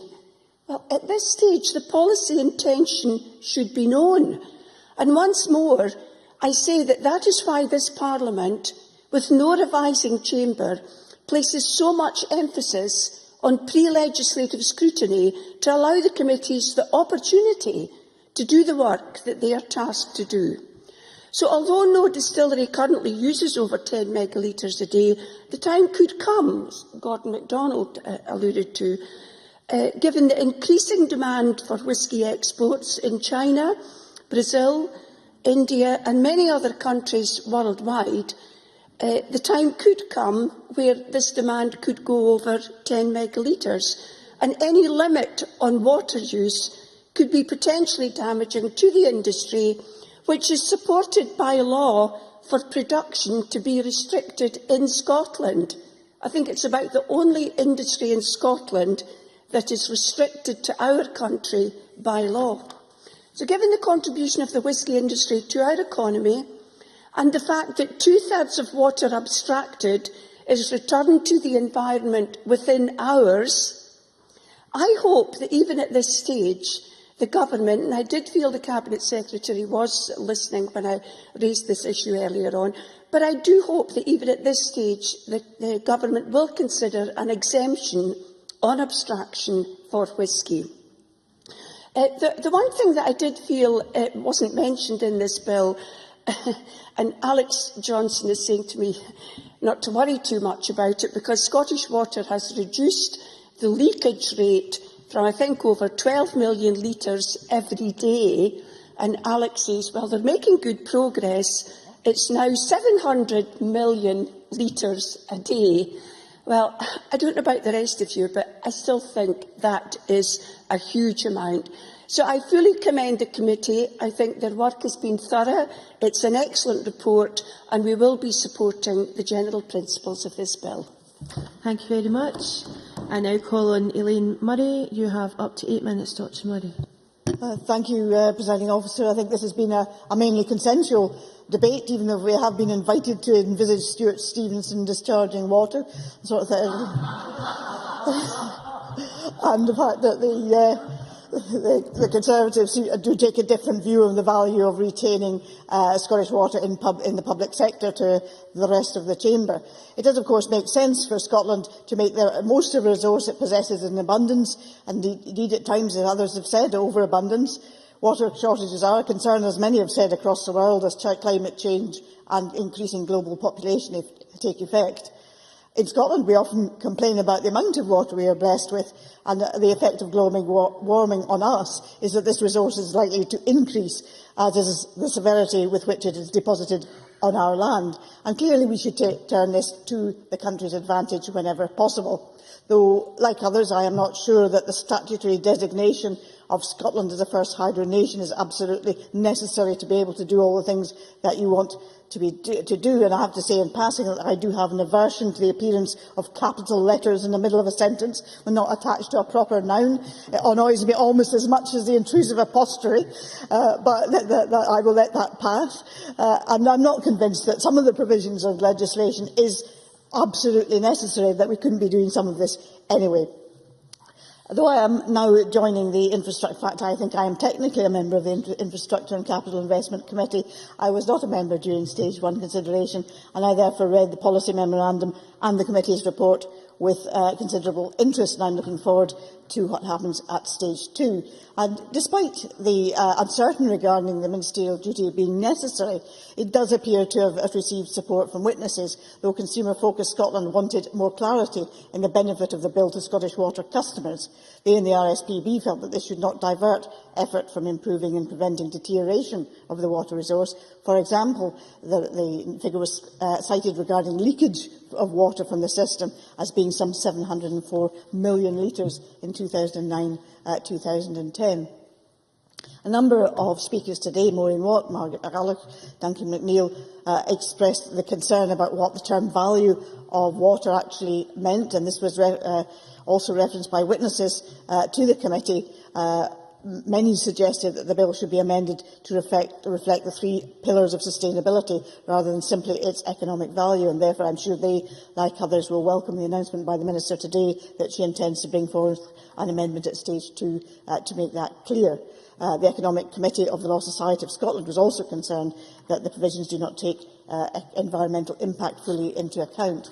I was actually interested to read in paragraph 49 that RSPB Scotland and Scottish Environmental Link and SWT were calling for a wider range of bodies to be included in the list of designated bodies in order to promote a partnership approach similar to that which applies to catchment management, which obviously was legislation that went through this Parliament in previous years. And indeed Duncan McNeill highlighted in his speech areas of existing partnership which it is important not to interfere with. Witnesses made reference to the duty included in the Flood Risk Management Scotland Act of 2009 and cited that that was working well. RSPB, as Adam Ingram pointed out, also made reference in their briefing to members to the sustainability duty in the Marine Scotland Act 2012. Now, I was a member of the Rural Affairs and Environment Committee during the passage of both those acts, and I can well remember the discussions we had on the duties which ought to place on ministers, responsible bodies and partners. So I was actually pleased to read that these were now being cited as good practice. And I hope that we can actually learn through that. There may be parallels which we can bring through for this bill, which reflect the good practice which seems to have been brought in through these other pieces of legislation.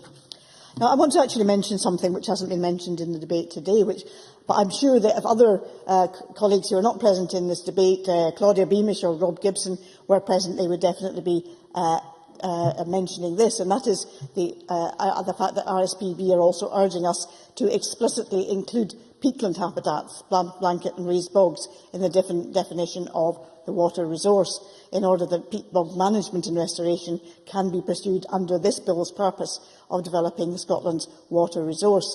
Peatland is also an abundant resource like water in Scotland. It can play an extremely valuable role as a carbon reserve. It can help contribute towards our climate targets, our climate change targets, and therefore it is actually well placed to be able to deliver both a better water supply and climate change targets. And therefore I do hope that we will actually go along with the suggestions from RSPB that we actually amend the bill to include peatland habitats as defined as a water resource so that they can be covered by the provisions of the bill. In her speech, Margaret McCulloch noted the important role of procurement policy in the future development of Scottish water, and there we will obviously overlap with the forthcoming procurement bill too. The bill also provides for ministers to control large-scale water abstractions, as many said, and as others have said, there is some doubt that that is absolutely necessary, as the Controlled Activity Regulations licensing regime could possibly be extended to include this provision. RSP, for example, noted that ministers already had the power to call in abstractions. I know from the evidence the Cabinet Secretary disagreed at that point, as she felt that CAR was restricted only to environmental issues. Both Mary Scanlon and Gordon MacDonald mentioned the concerns of the Scottish Whisky Association. I too must declare an interest, but only as a consumer of the product. However, I wouldn't like to see its future damaged. And the Scottish Whisky Association has asked for that industry to be included in the list of exemptions. And finally, there is the issue of water shortages, and many members speaking in the debate felt this was a bit of a fantasy. However, it is only a few years, probably 2 or 3 years, since Pinnies of Annan, a big food processing company in my constituency, were beginning to get worried because we were actually maybe facing water shortages which could affect their commercial production. And so I think it is an issue that we have to we have to be concerned about, and I think we do need to look at what the concerns of the food and drink industry are in relation to the proposals here. And we also should take on board the suggestion from Consumer Focus Scotland of the highlight of protecting vulnerable people at times of water shortage, because who knows, they may actually come back sometime. Thank you very much. I now call on Nicola Sturgeon to wind up the debate. Cabinet Secretary, you have around 10 minutes. Thank you very much, Presiding Officer. I think this has been a really good debate. Adam Ingram said that it wasn't perhaps the most controversial of bills that we'll ever debate in this Parliament, and I guess he's right in that assessment. But nevertheless, it is an extremely interesting area, and I've thoroughly enjoyed the discussion we've had this afternoon. There have been some extremely good contributions. The highlight of the debate for me has to have been the revelation that this bill is about the, and I quote, essential Stuart Stevenson. And while, like Elaine Murray, I could probably, Stuart, have lived without the rest of the explanation about how you process the precious commodity. I was becoming rather alarmed at how much you were drinking in the chamber, in case we perhaps were facing a physical demonstration of what you were trying to describe. But that notwithstanding, I thought Stuart Stevenson's contribution was excellent, and I have to say many of the contributions, including that of Maureen Watt as convener of the committee, have been of a very, very high standard. Many people have, rightly, given the subject matter, talked about the importance of water to our environment, our society, our economy. I thought Colin Beattie was right to say that it's a commodity most of us take for granted, probably because we get soaked to the skin with regularity every time we go outside.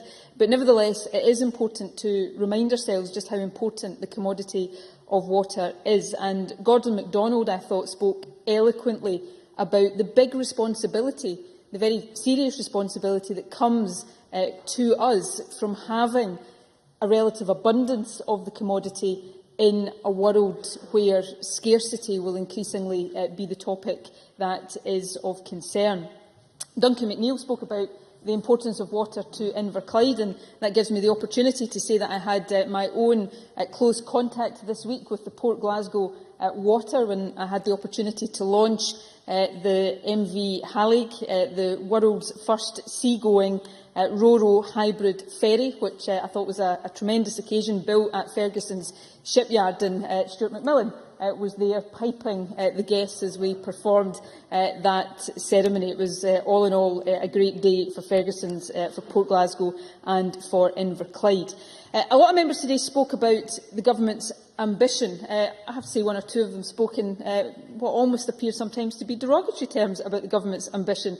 And I should say we are unashamedly ambitious about this agenda. I think it's right, when Scotland has the abundance of water that we have, and we have the skills and the expertise that we have, that we should be serious about making the most of those resources for our own benefit, but also looking at how we share those resources to the benefit of the world that we all inhabit. And I would say to Richard Baker, and I thought he made a very welcome and good contribution as well, but I said explicitly in my opening remarks that I don't think this bill is the sum total of the hydronation agenda, and nor should it be. I went into some detail in my opening remarks about that agenda in its widest sense.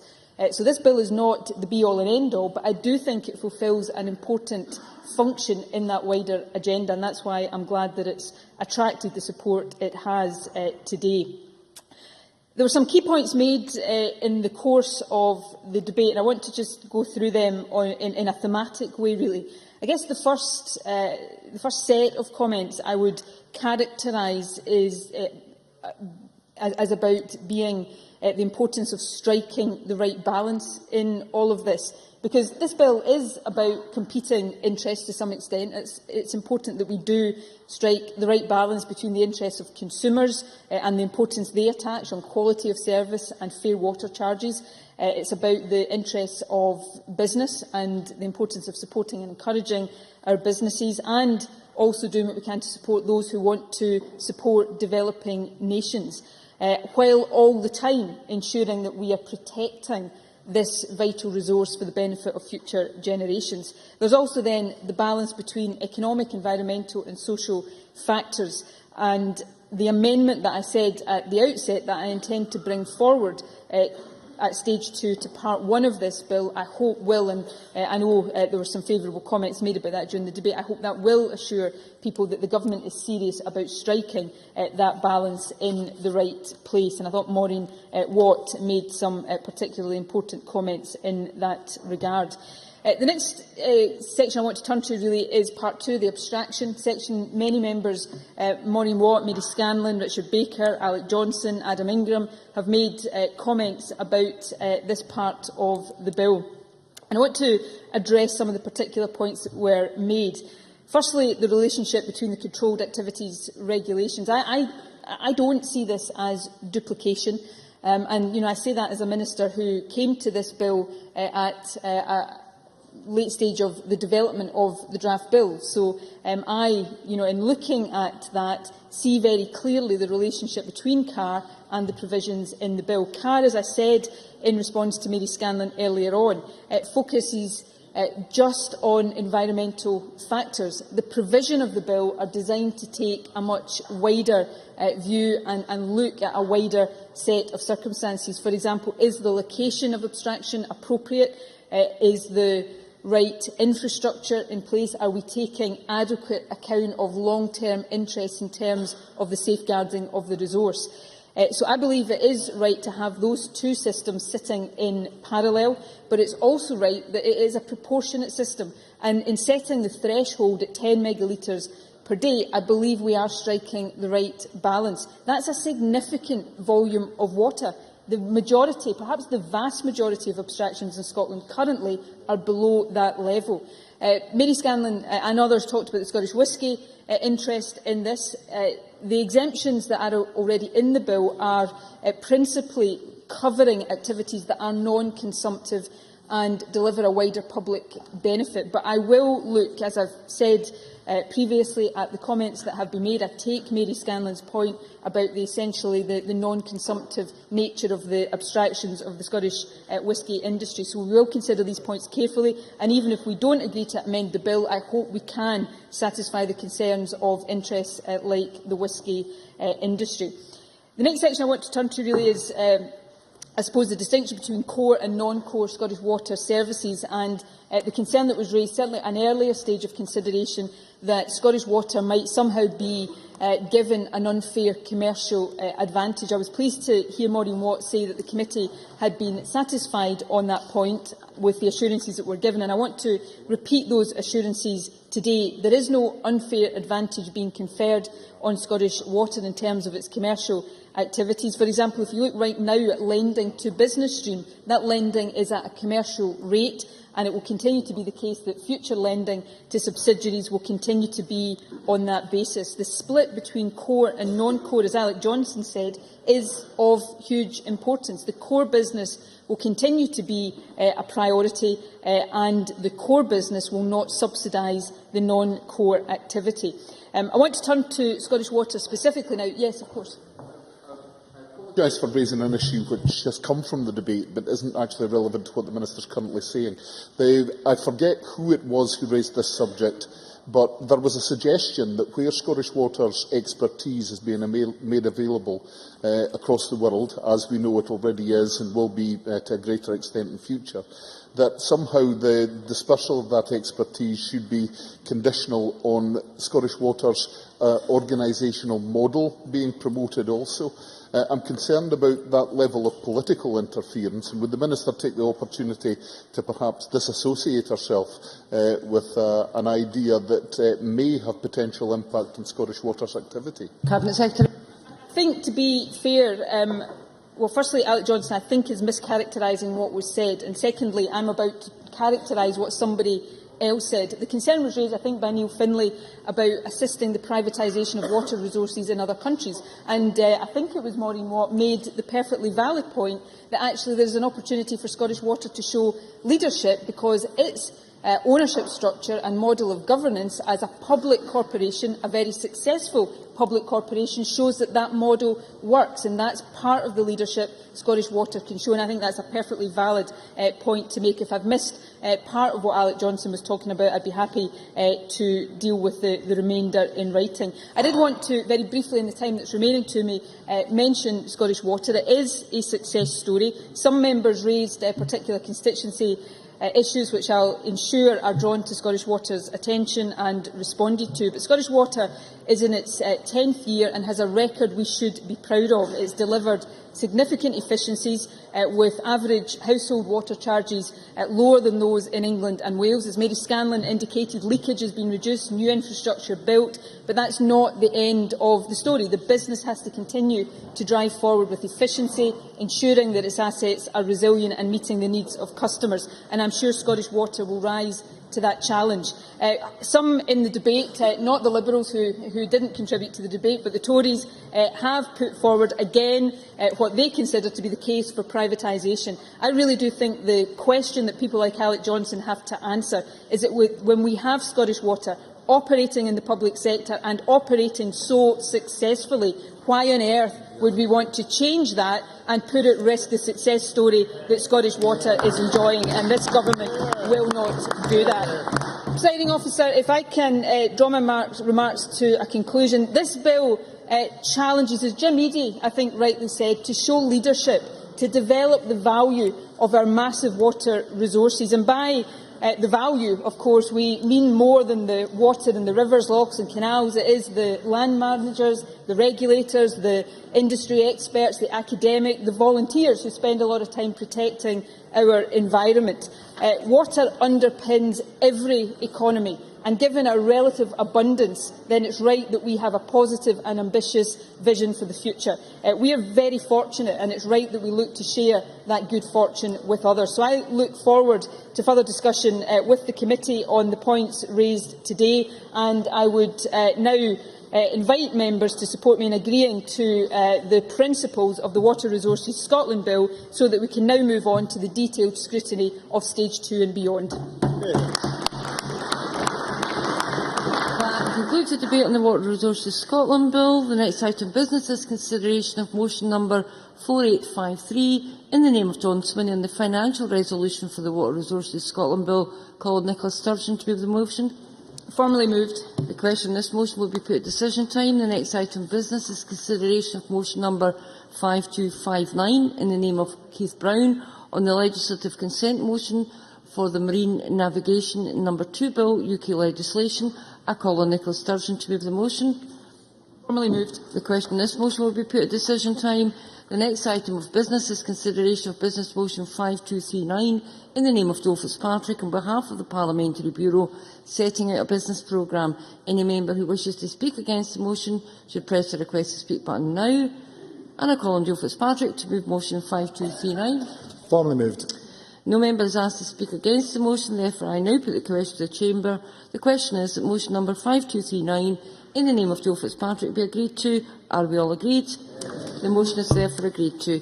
The next item of business is consideration of 3 Parliamentary Bureau motions.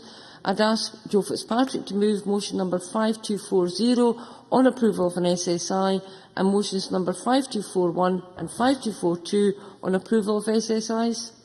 Block. Question on these motions will be put at decision time. There are 6 questions to be put as a result of today's business. The first question is that motion number 5229 in the name of Nicola Sturgeon on the Water Resources Scotland Bill be agreed to. Are we all agreed? Yes. The motion is therefore agreed to. The next question is that motion number 4853 in the name of John Swinney on the financial resolution for the Water Resources Scotland Bill be agreed to. Are we all agreed? Yes. The motion is therefore agreed to. The next question is that motion 5259 in the name of Keith Brown on the Marine Navigation number 2 Bill, UK legislation, be agreed to. Are we all agreed? The motion is therefore agreed to. The next question is that motion number 5240 in the name of Joe Fitzpatrick on approval of an SI be agreed to. Are we all agreed? The motion is therefore agreed to. The next question is that motion number 5241 in the name of Joe Fitzpatrick on approval of an SSI be agreed to. Are we all agreed? The motion is therefore agreed to. The next question is that motion number 5242 in the name of Joe Fitzpatrick on approval of an SSI be agreed to. Are we all agreed? The motion is therefore agreed to. That concludes decision time. We move to members' business. Members who leave the chamber should do so quickly and quietly.